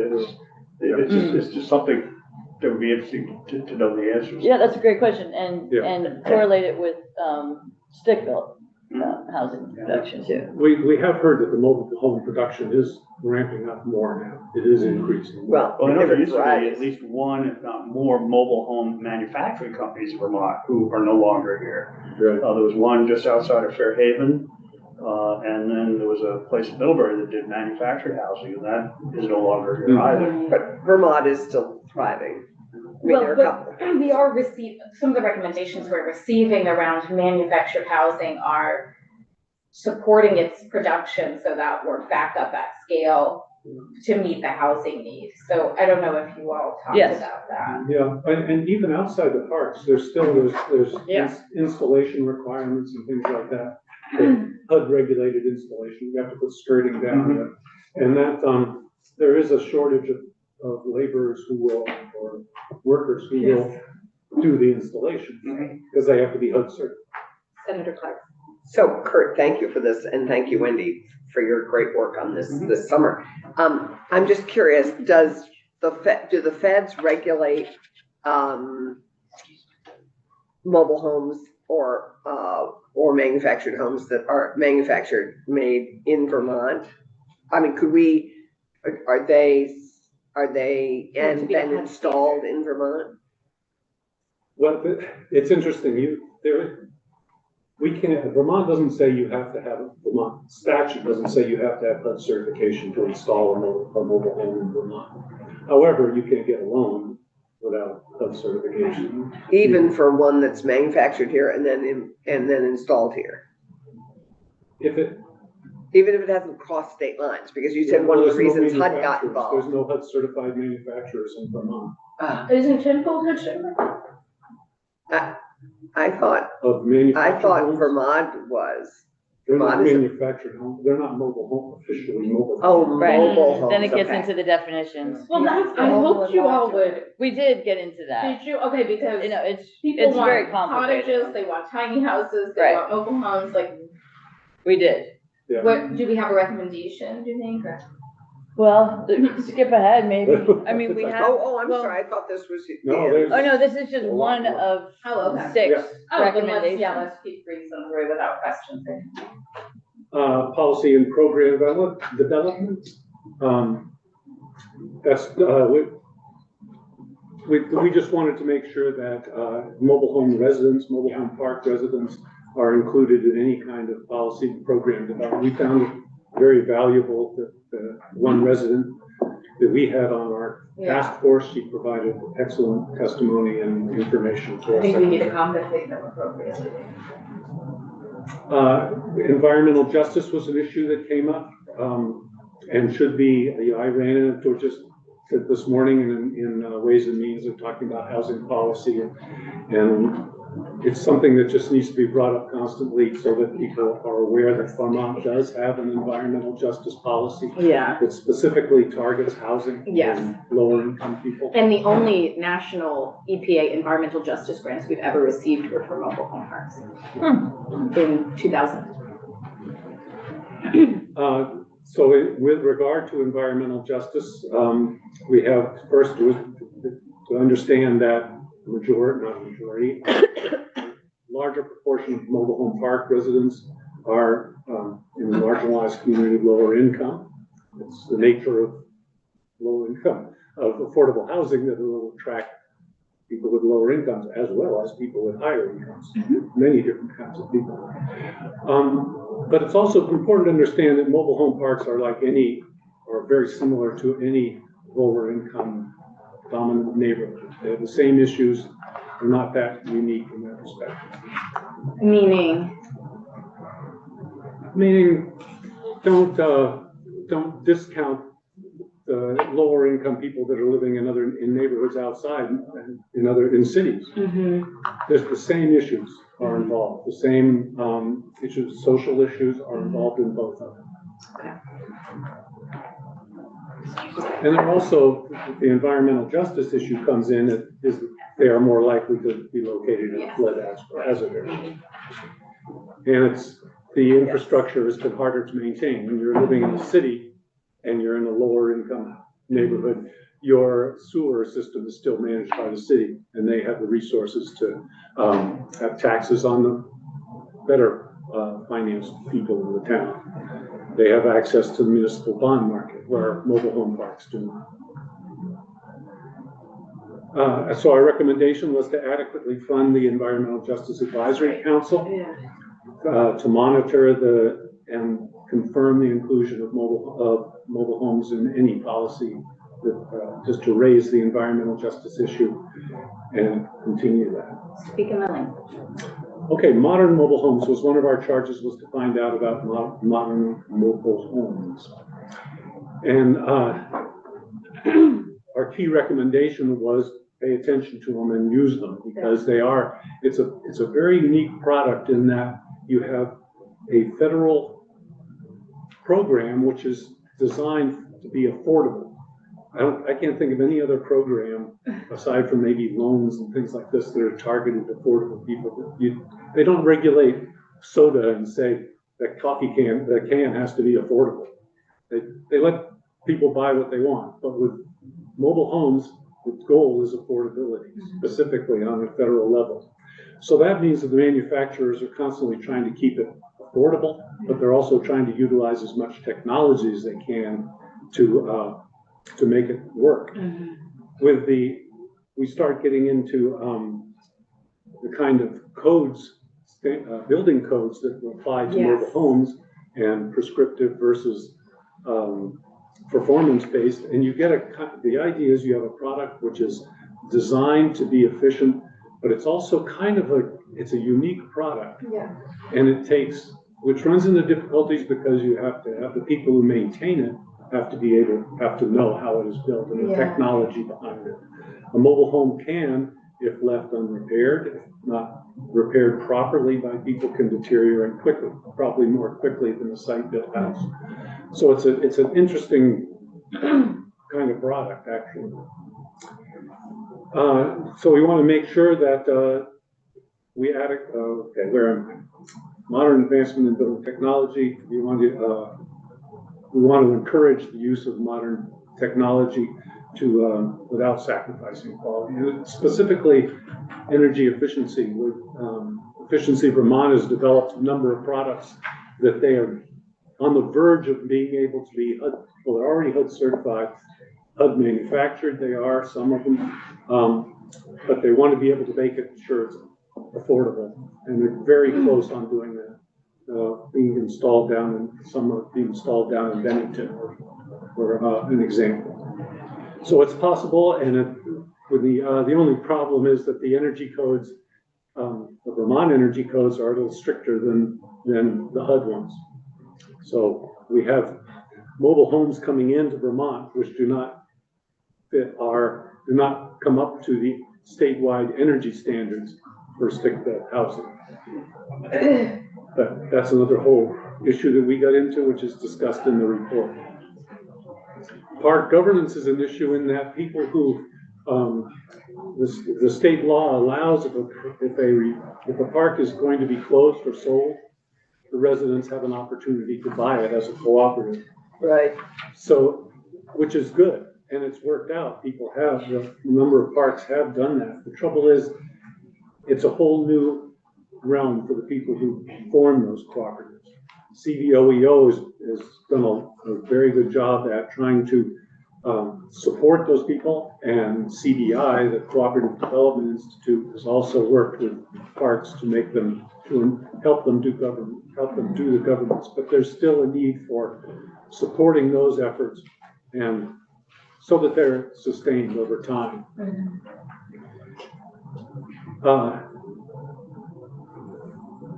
This is our definition. section. Yeah, legislation has been proposed, yeah, this is the definition, the only change, the specific change we wanted to the mobile home park definition is that we found parks that were not, the definition says they have to be on commonly owned land, in other words, in rented lots. And there are a number of mobile home parks, not specifically defined by statute, that are on their own land, which makes them more valuable, they're more of a committed to the land, but it means that they do not have access to some of the funding opportunities because they're not official mobile home parks in Vermont. Interesting. And funding says, in order to get this funding, you need to be in a registry.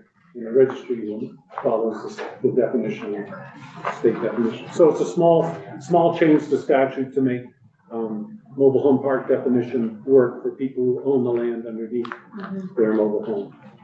Okay. There were some other clarifications, but these are the key recommendations. There's actually 22 specific recommendations for each charge, which is in the report. Okay. And do you know if the group's preference is to put legislative language around many of them for this year? I think that's up to, I have a bill submitted to, Okay. I have a short form bill that says Sure. to implement the recommendations of the Yeah. mobile home task force. Yeah, So that would be where the specific language would get inserted. okay.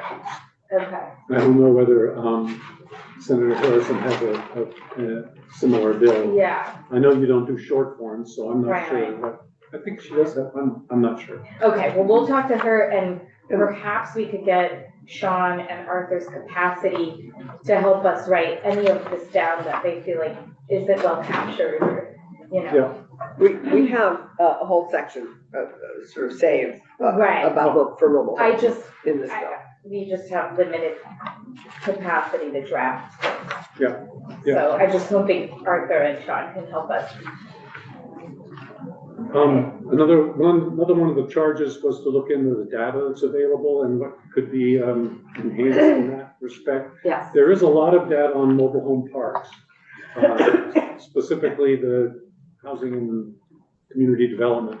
Okay. And Arthur. Yeah, Arthur has a Yeah. massive. Their registry is very good. Right, It doesn't have information on individual mobile homes, it's just the Okay. parks. yeah. And the year they were established, and Yeah. rents and things like that. Well, okay, go ahead. UVM has worked with Yeah. CVOEO to develop a risk assessment tool. They worked with a number of parks and collected information on Okay. other things. Yeah, However, there is the bill of sales, which every mobile home that is sold has to fill out. And that has the year, was the model, everything. It has a lot of information about individual mobile homes, but it's all within town clerks all over the place. So that really good data source for where mobile homes are, what they cost, where they're moving, if it could be centralized, the way that the property transfer tax is, yeah. then it'd be a valuable source of information. This is where I wanted to ask DHCD and that needs assessment you mentioned earlier. I would hope that's what we are getting out of a position dedicated to mobile home parks. You know, like I'm glad we get every little rent increase that comes up, but I want to make sure someone's tracking the bigger picture. And I just imagine Arthur is, but this needs assessment feels like a request to, Has he been in yet to talk about the needs assessment, or Sean? I don't think so. no, we can have, I think we should have them in. Yep. I think they're on the list somewhere, but yeah. Well, this came up in our discussion some, and that's part of the reason why we say that this is, a Yeah. mobile home park is similar to any other Mhm. lower income park. So do you go into a neighborhood and ask people in their units Yes, and want to get information from them? right. And there, it kind of seems intrusive, but just because we're trying to Mhm. improve mobile home parks, we have to be a little careful. What really should we be asking Yes. people about their homes and about their? Yes. It's up to them. Just short time. Okay, that's great. Well, conceivably, you could be asking the same question in in a housing development or in a community Yeah. that is an intentional community about their housing and the quality of housing. And I mean, mobile home parks are one community. There are other. Yeah, there's homeowners associations and things like that. Absolutely. So you have to ask yourself the question, if you're gonna start dealing with individual mobile homes and try to getting information, would you ask the same information from a homeowners association Right. Yes, of single? they'd be Yeah. different questions, but yes. Okay, I go in and say, what kind of improvements do you need to your house? How much do you think you're gonna be spending in the Right. next 2 years on, Yeah. improvements to do you think you'll put in another bathroom, or this, it gets intrusive sometimes, so you Well, have to be not just careful. intrusive, but some folks at DHCD, when we say this, when we first started giving putting large amounts aside for repairs and accessibility, 15,000, et cetera, you had to provide so much information, and I would be talking to, a veteran with emphysema Oh, who's trying to upload this information to some website and has to have pictures and invoices. And I think we've learned a lot about how much of a barrier that is. And I think the barriers have been reduced, but I mean, you're absolutely right. It's not just intrusive. It's a lot of information to ask for that doesn't add value necessarily. but our recommendation is to centralize all that to somehow and have at least a yearly or annual report that is consistent in format. And these people get together and say, okay, you'll provide the property transfer information, you'll provide the bill of sales, you'll provide this or that, Yeah. and we'll put it in a report with a format that's what people are gonna want, and every year it comes out so we can follow policy and see how things are developing. It would be good. Now, the Department of Homeland and Community Development does come out with an annual report, but it's almost primarily has to do with the parks and not with individual mobile homes. But it's a good start. And so we do have 22 other specific recommendations in the report. I urge you to read the report. Yeah. I think it's a good one, and I entered this whole process without knowing anything about mobile homes, or very little. Colchester has has 3 or 4, 5, I think, mobile home parks. It's has probably more mobile homes in it than any other city in Vermont. So I was interested in it, and was put on as chair, and just jumped in, and there is a lot to learn about mobile homes. If you really want to find out, if you're making policy for mobile homes, you need to know the specifics about all these things, all building codes and energy efficiency and all the student space. Yeah. Makes a big difference. So and I tried to just dump everything I knew into the report, or everything I learned into the report. That's really appreciated. Because I can't remember it all. Yeah, and we need to have just a couple people who do that deep dive who are in the legislature at any one time. So, we appreciate that you did that and are doing your best to educate.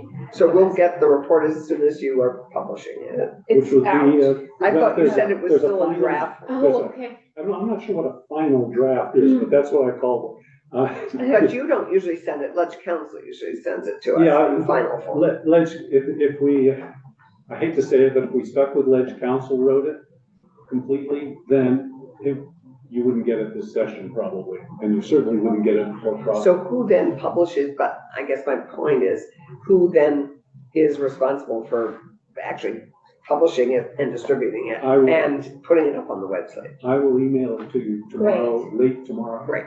Thursday night. Okay. Perfect. Magali, when you get an email, can you just, does everyone want a printed copy? Yes, that would be great. I'll be happy And to also it'll be on the. Great, I know, thank you.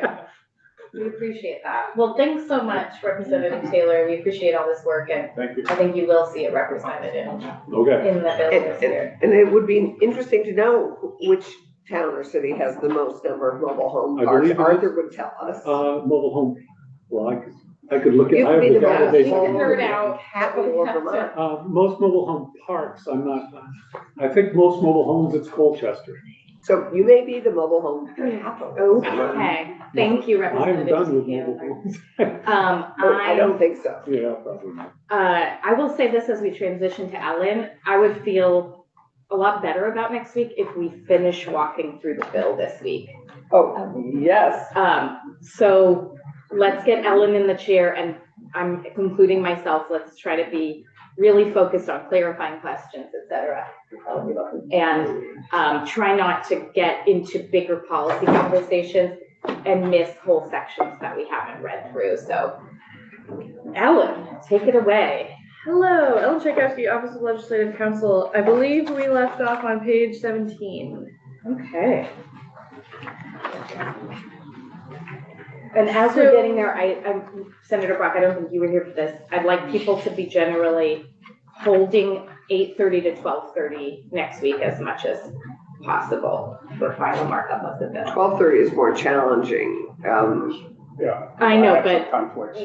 Thursday, Friday, I would plan on that. Thursday, I have a conflict. Okay, well, I would move it if you can, but we're not gonna vote on the bill till Friday. That's into my agenda planning time. I Yeah. can do that at 12:30. So do people wanna meet at 8? No, I can do 12:30. I have money chairs, so I can't do it on Wednesday. Okay. But So- other than that, I'll be. Tuesday, we have caucuses and stuff. I mean, Yeah, I'm not talking about But Wednesday, Thursday, Yeah, Friday. Wednesday, Thursday, Friday. Thursday, as I say, I have a conflict with the governor's meeting with Republican leadership. Thursday. That's fine. You might just miss Yeah. something we're advancing, but definitely Friday, we're gonna be voting. And not advancing, like setting it in stone, but just, we might be working on the language, but I just have to have people clear. Otherwise, we need to start at 8. Okay. So on page 17, so we're in draft 4.1, dated 1/25. And so this is section 15 of the bill. We're in municipal zoning.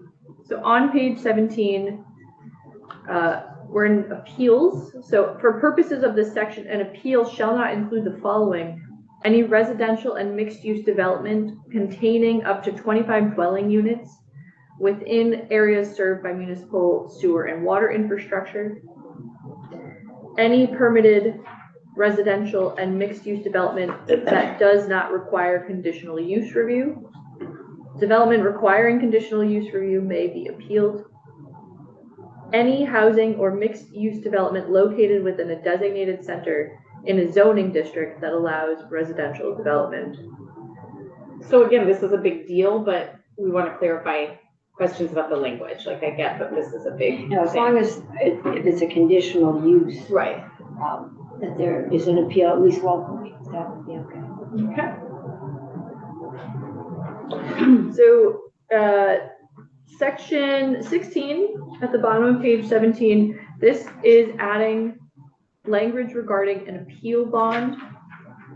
This is the skin in the game section. Yes. Okay, but understand, you may be leaving out the people you most want to protect. Rich people can find the money, the poor people will not, and so. No, that's the fun. We're one, gonna, we have to so try. with the policy decision, we're gonna take testimony from Massachusetts about the unintended consequences.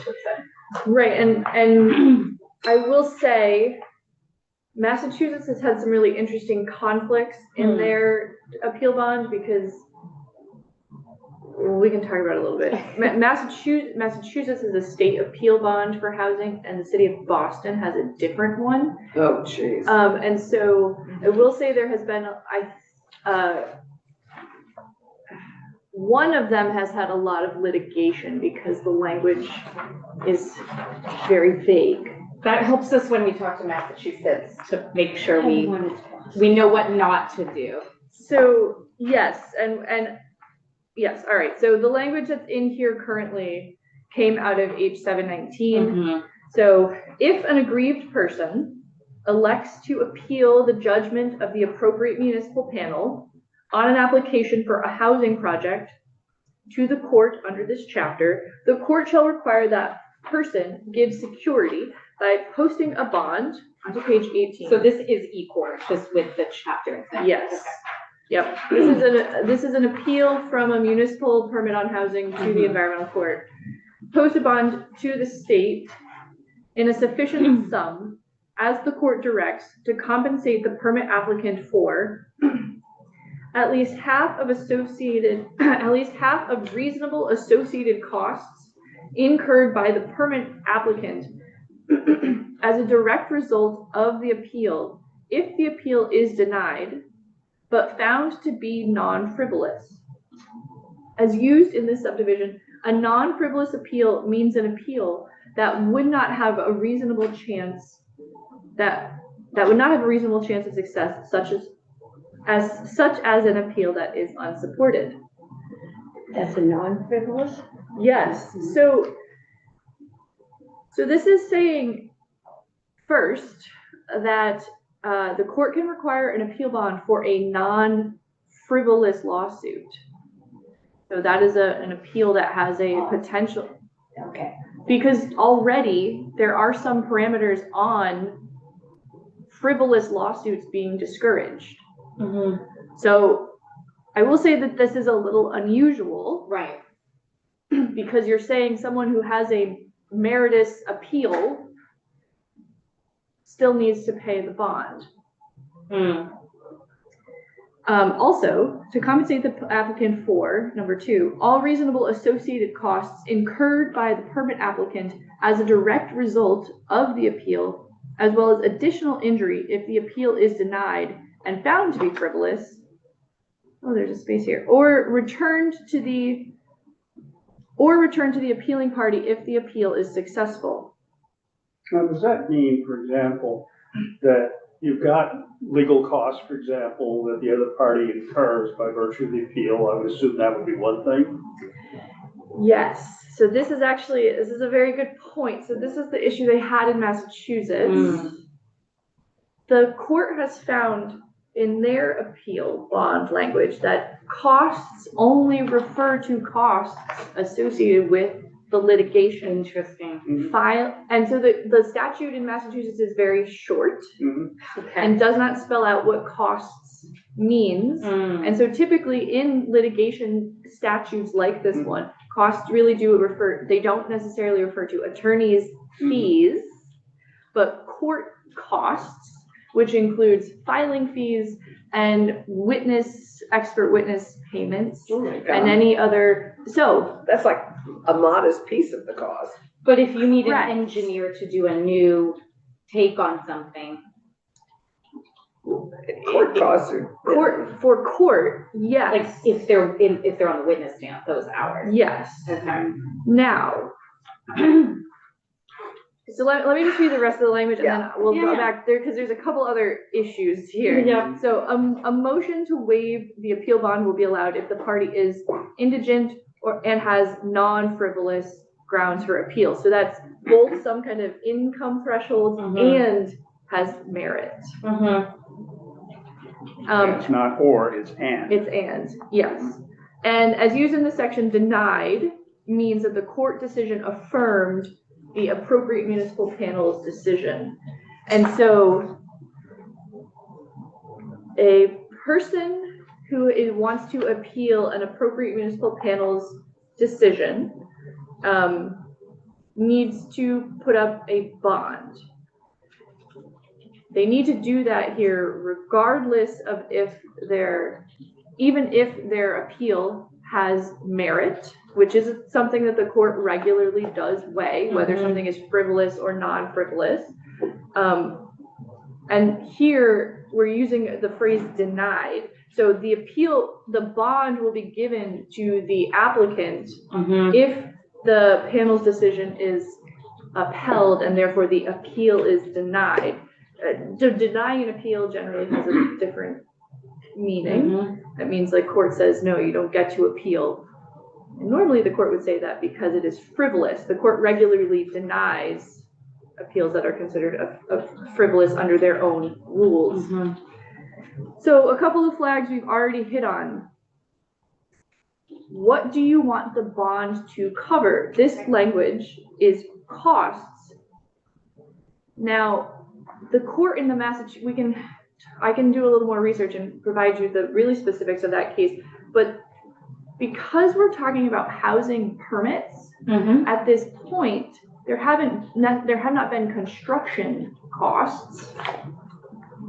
There may be some carrying costs associated with the land, but at this point in the lawsuit, a judge would have to because this is directing the court to set an appropriate amount to compensate the permit applicant. Right. So you should be very specific of what you think that will need to cover, because some of that at this point in the litigation would be speculative. Yes. Well, one of the things that I would think about in particular is if you take the average appeal taking a year to incur, to play out, as a developer, I would think that part of my cost represents the increase in cost of the materials that I would have to put into the project based on inflation of material prices from the time I should have gotten the permit to the time that I actually got the permit because of the delay. Would that be something that, absent clarifying language, that would be in play? So definitely not. Yeah. And there's two reasons for that. One, the word cost wouldn't cover that here, but also you have to think of what the timing of the setting of this bond is. This is when we're still back at, they've just been issued their municipal permit. So the court, to do the math on what you're talking about, would take, they'd have to have a demonstration that they could demonstrate what those costs a year from now would be with inflation. Right. And they'd have to show that it will be unresolved in a year. Which I don't know if they could do. Yeah, that would be extremely hard. So, yes. Can I ask if there is, I mean, originally, before appeal bond seemed like an exciting idea, I just wanted them to be able to collect damages in retrospectively, that a court ultimately would be able to say, this was in bad faith or this was frivolous, and here's how much it cost the project, and that money needs to go back into the project. Is that possible at all, or is this why the appeals bond is convoluted? So, damages provisions are something a plaintiff is already, or a permit holder is allowed to seek. They do have, you have to be able to prove them, so they can't be speculative. You have to have the bills and say. This was the estimate 2 years ago. This is the new estimate. Yes, and even that is somewhat speculative if you didn't have a clear, like, this is the day I was going to purchase them, but because of this case, I didn't. Because at that point, you also, I mean, I don't want to throw out an act of God, but we did have a flood. That's true. We had a flood in July. So if you had said I was going to build on July 8th, but because of this appeal, I have spent more money, the court might say to you, well, actually, you were in a floodplain. Yeah. So this is an issue that Massachusetts has done some work on, but it has had a bit of a bumpy road for them. So I think what we should do now, in the interest of time, is put a pin in this, like we're putting a pin in all appeals issues. Anyone can continue to have side conversations and think about all these concerns. But, at some point next week, we're gonna make a decision, like, this will probably come up again in the final showdown of the bill, but we're not gonna try and put something half-baked out there. So we'll just have to be ready to make that decision. Well, would it be wise, though, at this point, since we know this is going to be an issue, just the more specificity we add, the better to this? If you want to work on that. Certainly. Yeah. So, and I guess my one question is, at what point is an appeals bond triggered? I guess I'm still not clear on that. When the first time it goes to e-court, the second time, the third time? Because e-court now can throw out appeals that are frivolous, that they deem frivolous. So what's the threshold for frivolous? Maybe, does that figure in the number of times an appeal has been made by the same party for the same reason? I mean, they aren't allowed to do it for the same reason. They are not allowed to. Right. So they aren't allowed to. So let's try not to go down this rabbit hole, but maybe do it outside of committee. I think the appeal stuff, if we spend too much time in committee. Well, and this is why we had talked about the House taking the first stab at the appeals piece. Yeah. because this is a lot of time. Exactly, yeah. So we're not gonna solve all the details today. The administration's heard us, but this is a lot of unanswered questions. And if we can't answer them by next week. And it's a fine balancing act. Right. So the next section 17, the language is on page 19. So we're still in the realm of municipal appeals. So this is setting a timeline on which the municipal panel has to act on a permit application. So starting on page 19, line 4, the panel shall adjourn the hearing and issue a decision within 60 days after the application was submitted. And failure of the panel to issue a decision within this period shall be deemed approval and shall be effective on the 61st day. The application shall be deemed approved regardless of if the panel was able to reach a quorum during the 60 days. Interesting. But it's not quite the same as Seth's proposal, which he said, maybe don't try to do this right now. It's like slightly different. I don't remember his off the top of my Okay. head. I wrote many bills this year. It's, But well, this- his is in 24 VSA 4465, appeals of the decision of the administrative officer. Uh-huh. These And are municipal. this is 4464, so this is period. This is like the first review. Okay, I genuinely don't remember his language. Okay. I drafted it, but it was months Right. ago. But, so this is the first review of the panel. This is when the panel is sitting down, that they have a permit application in front of them. And they have 60 days The to act panel on it. Yeah. being the local design review, planning, whatever. It's you whoever call the it. panel Right. is, Yeah. is So- the at the appropriate local municipal panel, depending on how they have structured it in the town. So yes, that's the okay. first. I'm okay with continuing to think about this. Are you not? Do we hold ourselves to a 60-day requirement? And we have paid professionals. It's fair. Towns have 3 to 5, Mm-hmm. maybe 7 volunteers Right. that may meet once or twice a month. We're Yeah. extending it here. It's already in law at 45 days. Except, sorry, so I do want to clarify, it's not though. No. It is Mhm. shortened because what's happening currently in That's the statute, application. they have to hold a hearing and then within 45 days after the adjournment of the hearing, they have to issue the decision. And so, sometimes they will end the hearing but not adjourn, pending more information. Yeah. And so this is actually a very firm deadline, and it starts from when the application is submitted. And so it is a much shorter window. I'm very open to this. I would say conceptually, I mean, I hear what you're saying, Anne, about just deemed approved. I mean, that's a No, huge but- change. I was on a planning commission, Yeah. and we don't have expertise. Right. Therefore, we can hire a landscape architect to help us critique the landscape architect. I have some issues with that, but we're a small group. It takes time to Right. get the expert, I you know, think, I assistance. just think we can continue the conversation. There's two sides of the story where you have other communities that say, we're approving the minutes this meeting, and then in 30 more days, we'll take this up again. And we get there and, so-and-so's not here, we'll take it up in 30 more days. I mean, they use the unlimited clock to move things a year that are very small. Okay, so you can limit the time, say you can't adjourn until you finish the discovery. So before you Right. can finish the hearing, Yeah, you can go home, but you can't adjourn. I mean, you can do it that way. right. But to say they have 60 days Or it's from approved. start to finish. Yeah. So if you'll I mean, if allow we me to can't- find a compromise Yeah, to propose, I get what you're saying, deemed approved in 60 days is a huge. It may be a ask challenge, of our- but of our I mean, we community. don't hold ourselves, we have That is much fair. more resources and we don't hold ourselves to that Mhm. standard.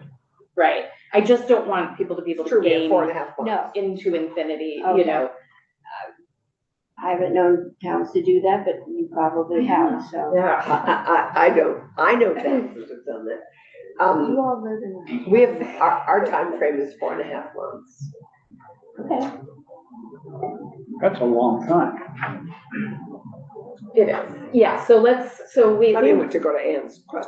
but I hear you that we're gonna compromise here, we're not gonna accept this language, I think. Because I think this is one of our issues is time. So how we can make time more predictable and set predictable timeframes that are realistic. Right. To go to Ann's point, it has to be And realistic. yes, and Yeah. set them for ourselves too. I'm Yeah, happy to that's set fair. them, well, we have next Friday, this bill has to be voted out. That's a timeframe. Whether it's a good bill or not. And to be fair, we don't make decisions like, you know, your house can be subdivided or, you know, like I mean. Right. Yeah. I think we need People to have a right compromise to on a this. speedy quasi judicial experience, and that But- branch of government is different. Well, I mean, what we're talking about, in a lot of cases, we're saying we need lots of houses. Yeah. Well, time is a major factor in that. And We've identified number of timeframe, number of appeals, and skin in the game. Those are the Right. three things we're So going we to have address. to, do things that are tough, Yes. but that's the only way we're gonna achieve this objective. Right, so let's say we're still gonna lean toward tough on this, but I hear Anne that all of a sudden saying deeming it approved in 60 days. I mean, that's 2 months, that's 4 meetings, and they may have more than one Right, program, frequently do. There'll be 3 or 4 items on Yeah. the planning commission. well, there's holidays, there's summer, there's Christmas. Yeah, there's- but I mean, 4 meetings, if you're looking at a major development, that's a pretty short time frame to do. Right, we don't wanna make people mistrust the Right. process and say, oh, they didn't do 6, so, but we're gonna lean toward tough. I hear what Senator Brock was saying, but we're not gonna leave this as is. Okay. So the next section on page 19 is section 18, and it's everyone's favorite topic. It's parking. So this is establishing a new statute just on parking bylaws specifically, and this is the language from H719. So parking regulation, consistent with section 4414 of this title, and with this section, a municipality may regulate parking. They already have that authority, but I was trying to make sure that the cross-reference was in there because you have the language in 4414 about the 1.5 parking spaces and Yes, I like this. so there's already existing parking authority, but it's very, very vague in existing. It's just full carte blanche, basically, except for the caveat you have put in 4414. So, tandem parking shall count towards residential parking space requirements. As used in this subsection, tandem parking means a narrow parking space that can accommodate 2 or more vehicles parked in a single file line.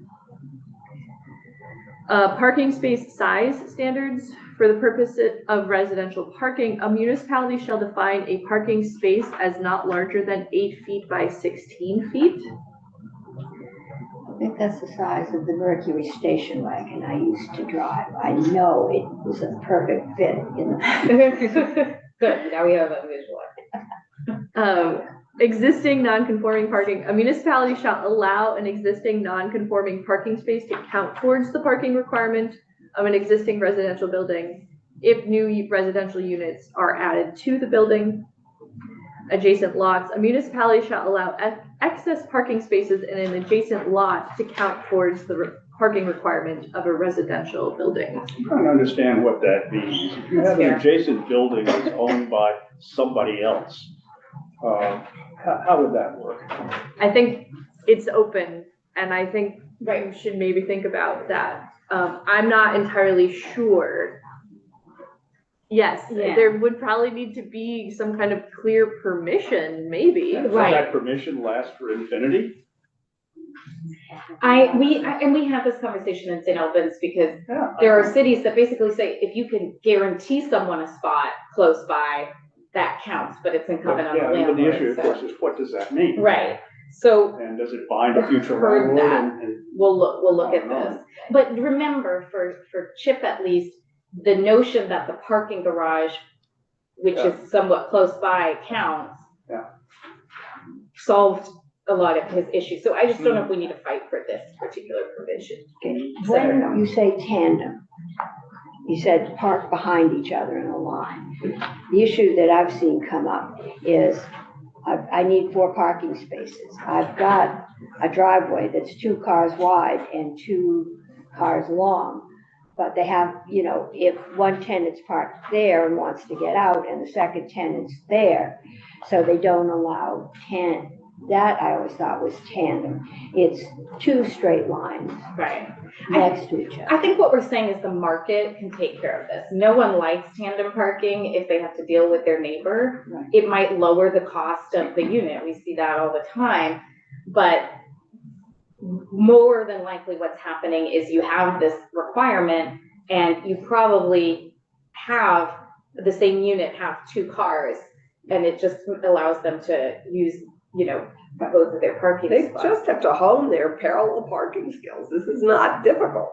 For those of us who have had to I live mean, in cities no, and do a these ton are- of parallel Oh, yeah, parking. yeah. My you know. driveway, you cannot, if there's four of Oh, us in yeah, my driveway, yeah. I cannot tandem park. If there's none there, I can do this. Yes. But if No, there's no, you need a car, space can't. to be able to pull out, turn around. You're absolutely right. You You need don't. space There- to make it work. There are homes owned in Burlington on Loomis Street, like on the hill, Yeah. where two different single-family homes share a one-lane driveway with two Yes. cars. We have that It- here too. You know, yeah, it caused my sister-in-law to sell her house and move somewhere else because it's a pain, Sure. but that's the market. You know, you're probably paying much less for Oh, that yeah. house. for I that mean, reason, yeah, Because you I just mean- talk to your neighbors every day. Old Tandem areas, parking requires some that extra was space. standard. There was just Yeah. a space and you pulled, you know, people didn't have cars and. Right, you pulled exactly. them up. Yeah.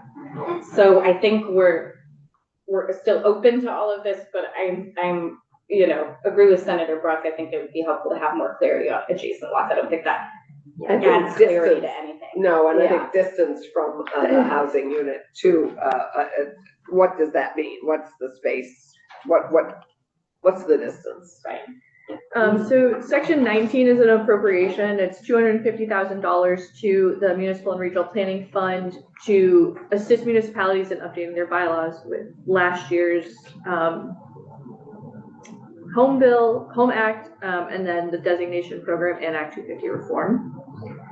And this is not in the governor's budget. Okay. What I would say that I've heard from the rural folks is they'd really like priority to go to places that have no zoning bylaws, that if money goes out there, it might go to communities that need to create zoning bylaws rather than to keep adjusting it. Because to me, that says something about you've had some professional help at some point, and we have communities that would like to participate in the tiering system who don't have it all. So how does this sync up with our bylaw modernization work? And, because this is a piece of bylaw for towns. Mm-hmm. So how does this sync up with that request? Because I know that request is much larger than $250,000, and this could be incorporated into that, surely, I assume. Why don't we go through the language? Like, why don't That's a we question for our bookmark this for DHCD of just, are we doing any other monies? But I don't think this committee disagrees with more money for bylaws at a time when we're saying in the next 2 years, your bylaws really matter. Exactly. But let's have a conversation outside. Yeah, so, but we need some planner input on that and what the proposal is at the moment for what the administration is willing to put into the continued effort for bylaw modernization. Because a lot of what we're hoping to accomplish Right. can't be done without it. So the next section is section 20, and this is also from H719, and so now we are in the specific zoning provisions.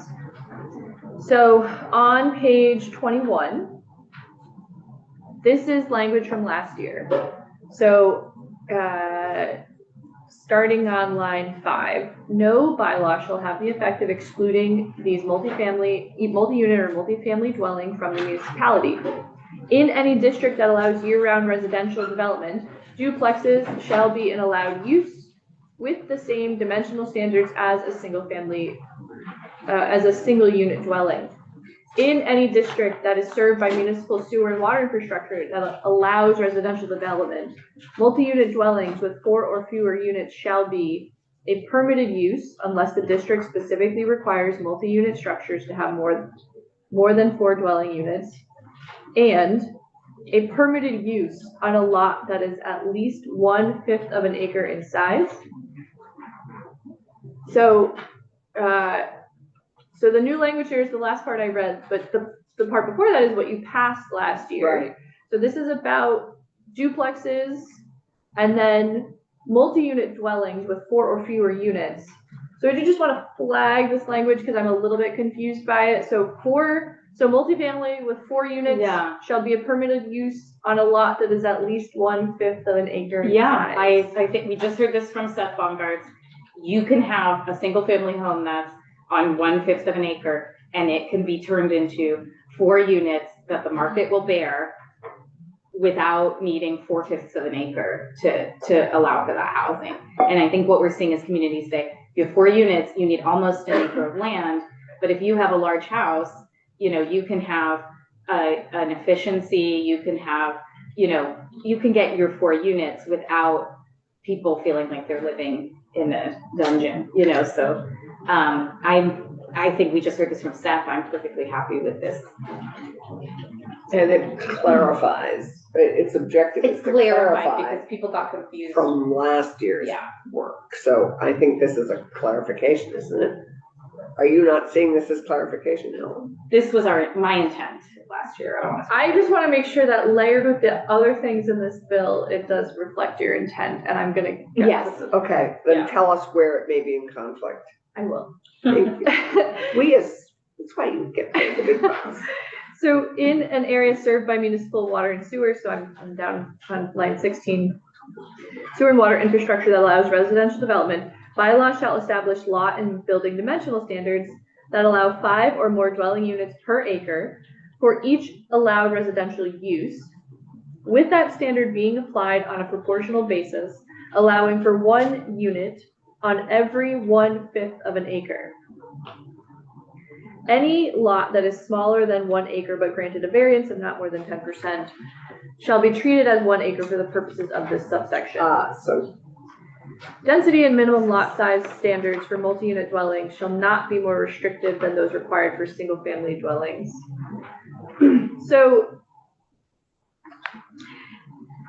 this is I where just want to make sure that these 2 things don't conflict. don't conflict. Correct. Or, I see. I don't think that they conflict, but I want to make sure that the layering of them is what you intend. And lessens confusion rather than Yes, confusion. yeah. So I guess I'll say what I remember and why we said both quadruplexes and 5 units per acre. What I recall is that, you know, quadruplexes, we're talking about a denser area, not new development, where you're saying, okay, like we have this neighborhood, it's on municipal water and sewer. They should be allowed to make 4 units, Okay. you know, On happen that- on municipal on water that- and sewer. Yeah, on that. on 1/5 of an acre. This separate section was basically saying, in my mind, you can't require a new development to have single family homes on an acre or more. So you can't have like an acre rule, a 1 acre rule, a 5 acre rule.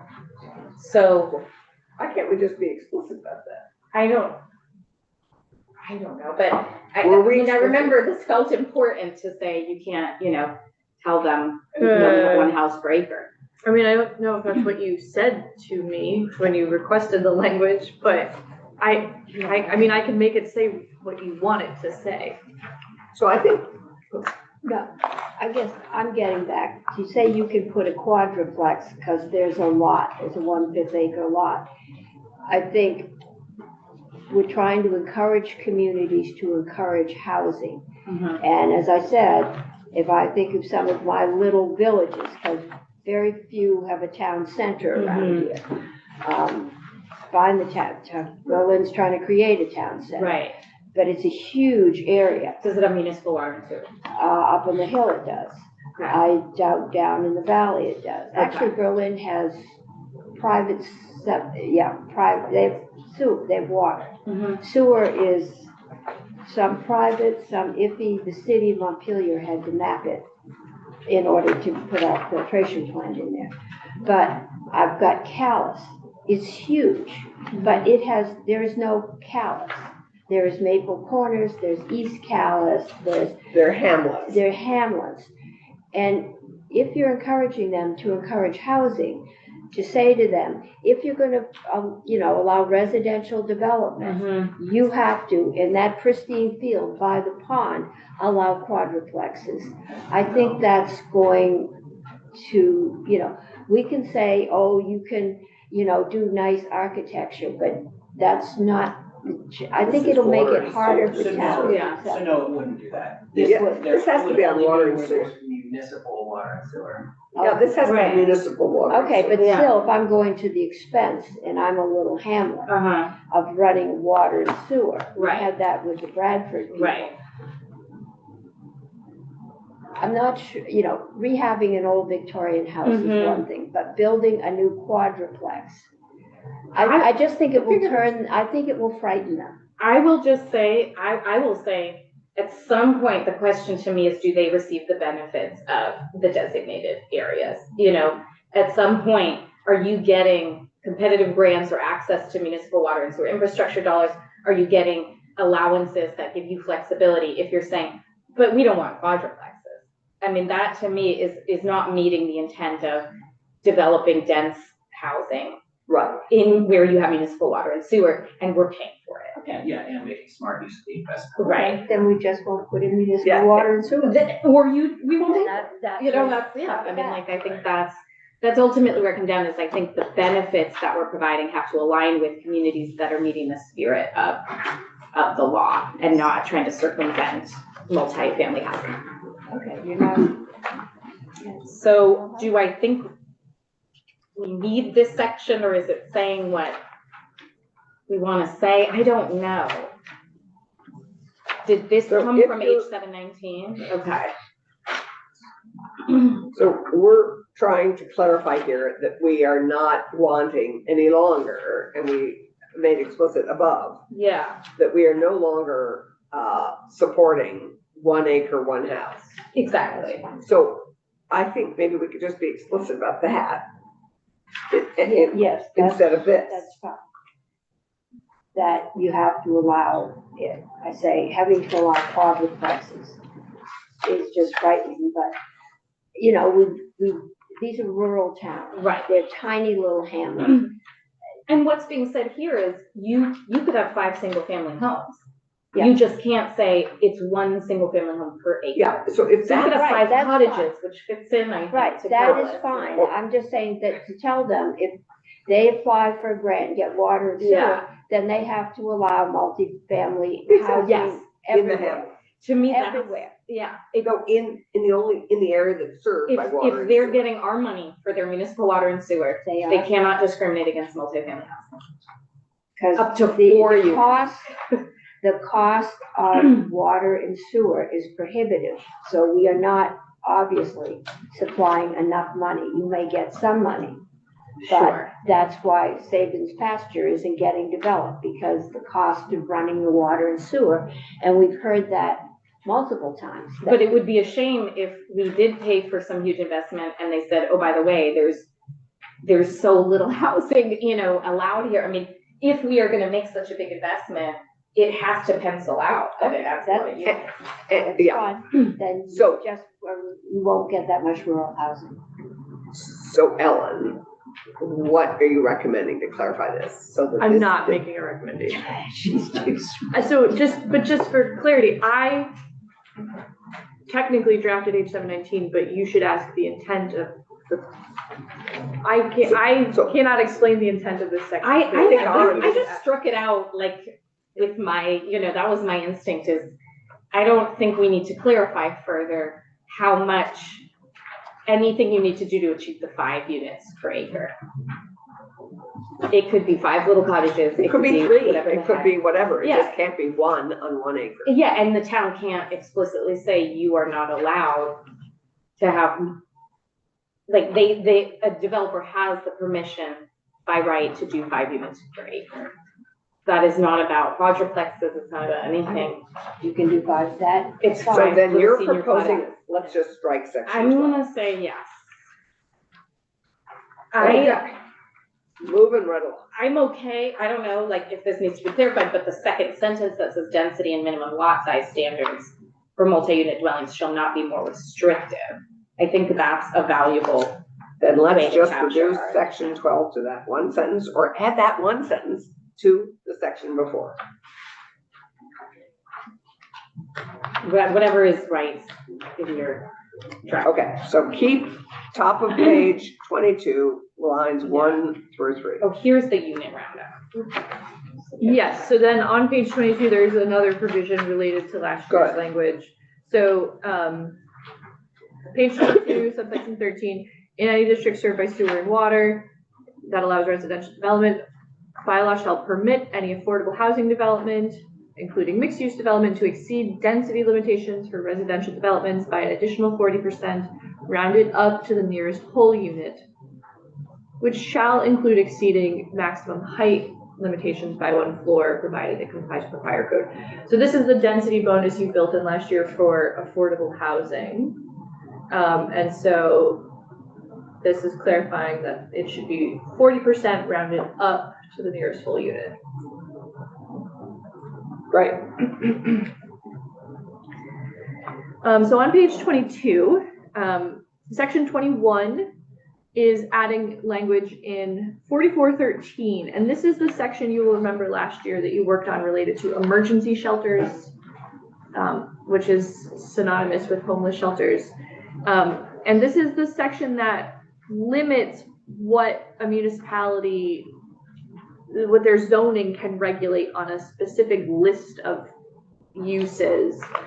So they can only regulate with respect to location, size, height, building bulk, yards, courts, setbacks, density of buildings, off-street parking, loading facilities, traffic, noise, lighting, landscaping, and screening, and only to the extent that it doesn't interfere with the intended functional use. 4, state or community-owned, operated, or funded institutions or facilities, or institutions or facilities that may be privately held but serve a public function. This is youth detention, this is group homes. This is the shelter they're putting in the Waterbury Arm. Well, shelters we did last year. This is Newbury. This is. I Newbury. am not saying that because there's already a zoning provision that Newbury is operating under, and there's a court case on that. And so Yeah. that's covered under another Yeah. statute if you'd like to talk about that. But this is what we would consider sort of well-managed facilities getting public dollars. That's captured in this language, Senator Harris. Yeah, sorry, I missed a lot of that. I have concerns about this. I think we should have we are gonna have the folks who wanted, who This is proposed from this. page 719, in, right? so. Because the intent is what I'm wondering, because, I think we have public to- function is Yeah. very broad. I mean, a shopping center could be a public function. I'm gonna Some- say, let's continue to get through the Yeah. language. I'm Yeah. okay with All group flagging homes are this, not Yeah. equal, that Yeah. particular phrase. and it's in court. I agree. So, and we can work on this, Yeah, you know, that's, I just wanted to to work on. that's great. I like for me, I want us to, when we passed the shelter provision last year, we heard because of the Home Act, there's a shelter where there's Right. never been a shelter before, and Yes. well, And you know, that's great. we need these things to exist. This Totally. is transitional housing, this is I don't- supportive Right. housing, this But, is a so bunch of in the different spirit, stuff. but we're gonna get to the. Okay, I have to leave. for Okay. money changes. AHS can probably add something. Okay, Okay. AHS. Okay. Or maybe, Yeah, well, because based on what you just said, Senator Clarkson, though, you do need to talk about the specific words here because institutions or facilities, I don't know if this is housing you're talking about here. These are some kind of, so just, so, you Okay. should hear, Okay. yes. It can yes, be a bank, it can be shops, the way it's written. So we just need to clarify. Okay. Well, and also think about what your intent is. Yes, great, it may be an institution noted. that has housing needs. The institution may, so an institution like the I'd like, Brattleboro Retreat is an institution, but it may also have housing needs in a group home in okay, I'd like to get us through page 27, Let's new go. Act 250 tiers. Sure, so still in this same section on page 23, it's also adding hotels and motels converted to permanently affordable housing developments. We talked about this a bit yesterday. Yeah, we did. Yes, so yesterday's provision was under Act 250. This is adding it to the list of municipal zoning limitations. That the municipal zoning has to be able to accept the conversion of these. Yeah, it's The limiting use. what the municipality can review on these facilities. Right. And then section 22, this is a different topic, similar though, like lot coverage bylaws. A municipality shall allow for lot coverage of at least 50% in areas served by municipal water and sewer infrastructure. A municipality shall allow for a lot coverage bonus of 20% on lots that allow access to new or subdivided lots without road frontage. Onto page 24, and a municipality shall approve a lot that does not comply with required lot coverage if lots for new housing are created through subdivision in areas served by municipal water and sewer infrastructure. So currently, you know, our existing municipalities have a lot of authority to set different types of regulations under the zoning provisions. And so one thing that they do sometimes dictate is how much of a parcel can actually have a structure on it versus how much has to be left as grass or whatever. And so that's called lot coverage, how much of the lot is covered by a structure. Mm-hmm. And so this is, so I am not familiar with Yeah. any. How does this sync with the 5 units per acre? Well, I don't think it so the 5 units per acre, I don't think that they necessarily directly relate to each other. Right. So that is it is a similar issue. If a municipality has a very restrictive lot coverage bylaw, that could interfere with how a developer is achieving multi-units on a lot. But does this get into stormwater issues, like or this is allowed under? I'm definitely gonna wanna talk about this. This Okay. is a big deal. Okay. And 50% is a lot. Well, let's flag it. Yeah, okay, It's flagged.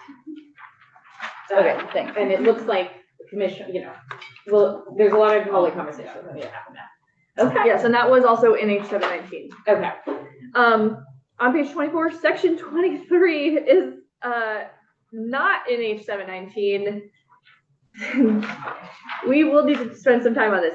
Any permanently affordable housing development located on land owned by a religious nonprofit shall be a permitted use. This is me causing trouble. Wow.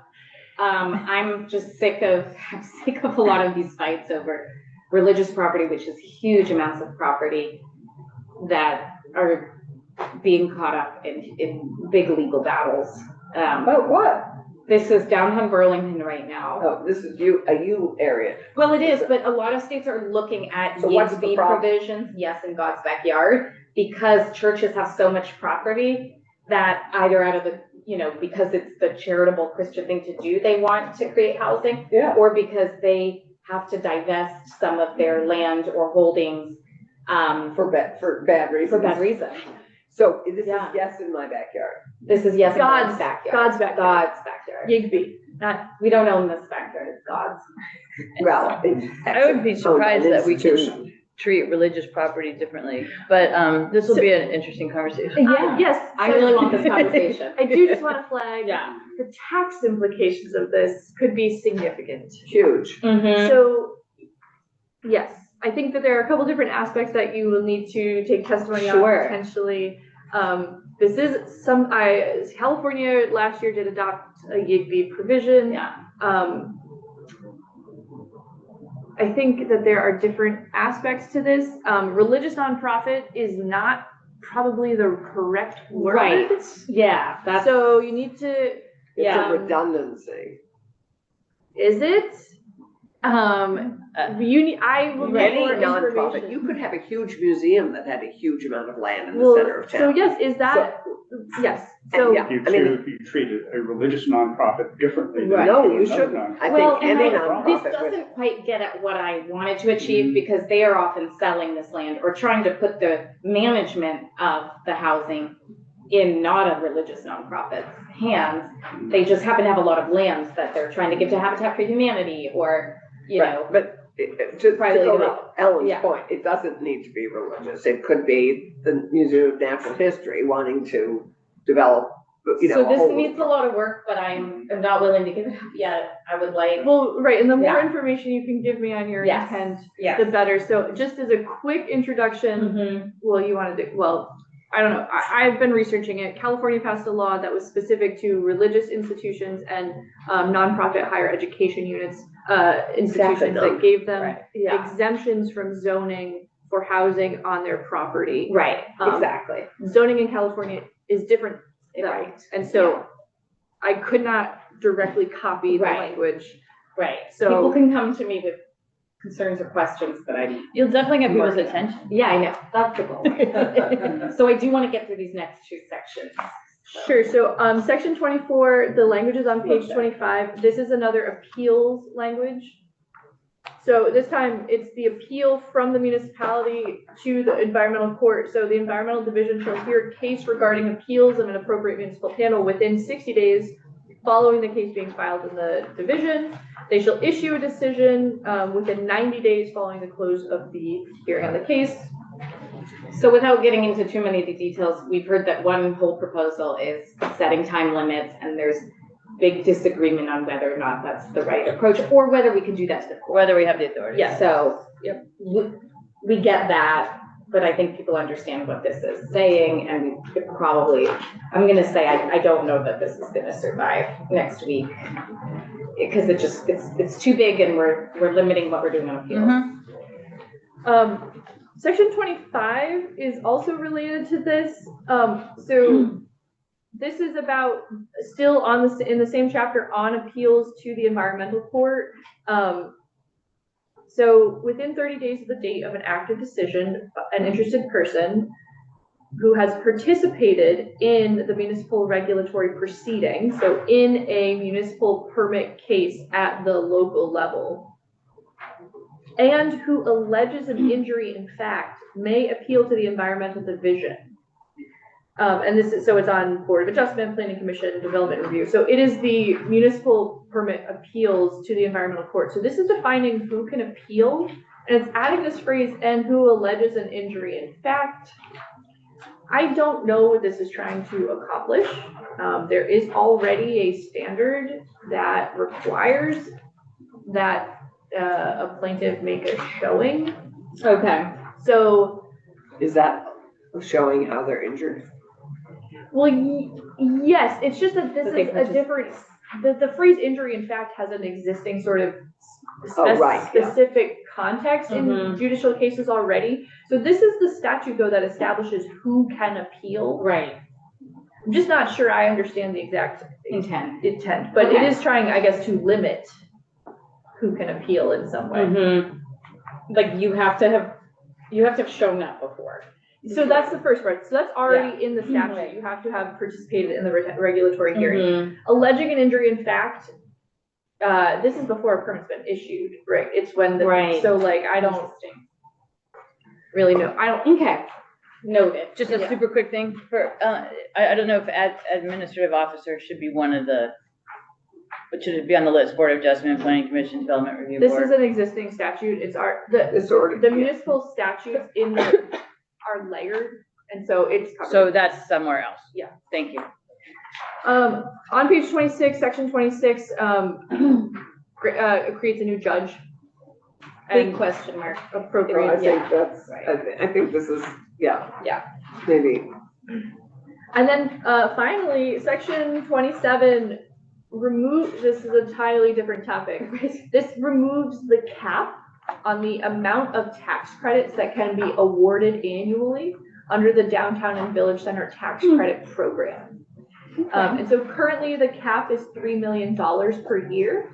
That cap has increased almost every other year. I have it written down somewhere, but it's increased almost every other year since it was started in 1999, 2001. So, yeah. So it's removing the cap entirely, so that. And the only plus, I'm all for giving as many downtown tax credits. I would have taken it up after Paul Broom's death. I had a proposal to take it to 5 immediately. The only reason to at least have a number associated with it is for predictability in terms of tax expenditures. So that we know what we have to compensate for. So I'd be hesitant to remove that. It would be, Or to, I'd like to raise it. you can change the number, but to have no number, I don't think would be I a think good that no idea. number is a little challenging for tax expenditures. And just for clarification for the committee and the governor's recommended budget, it moves the cap from 3 million to 5 million. Yes, and so I am super supportive of 5 or more, but it is, remember, this is a tax credit that is leveraged 17 to 1. Yeah. So this is one of our most successful tax credits. I love it. But I think removing the cap is a little problematic. It's, as we look at a tax expenditure bill, which the Ways and Means Committee should be doing every year, it's like, whoa, there's no number here. We don't know how to account for that. So I just want to say for everyone's benefit, as we adjourn today, my goal is that with the hour we have with Ellen tomorrow, we get through the other 20 pages leading up to page 46, where we started with John. With John, we didn't sort of ask for a lot of changes. I am not gonna, I think you've heard me say that there are some things that There's follow-up that we need to do. we need to do. But Friday, we should be looking at a new draft of this bill.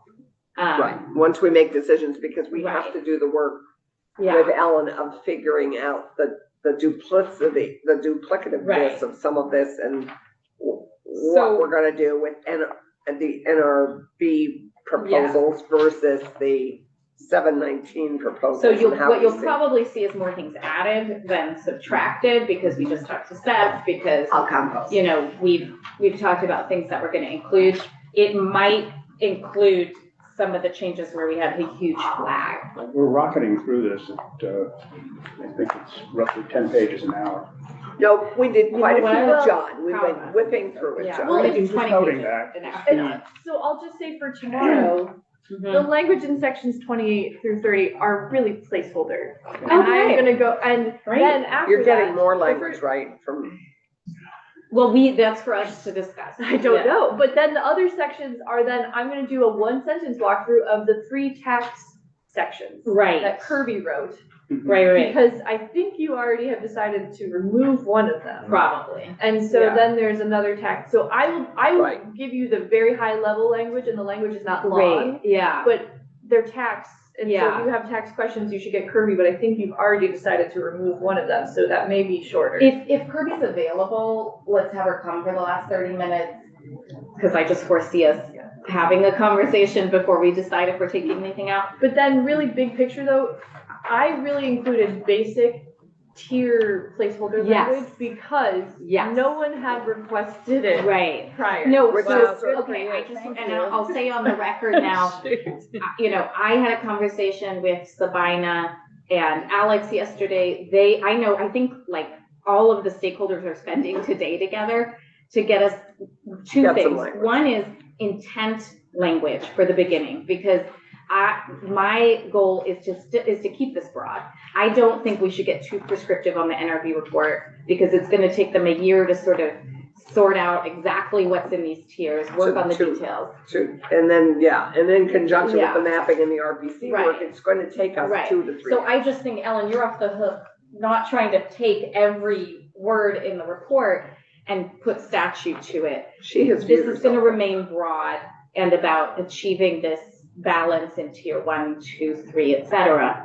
And someone else is working on that. So it sounds like tomorrow we might have some time to take some of the sticky things and start making decisions, because we do have 1 week. So I know people don't wanna see things removed, but it might be good to Oh, no, start it's fine. removing things. so we know what we're arguing about still. Okay.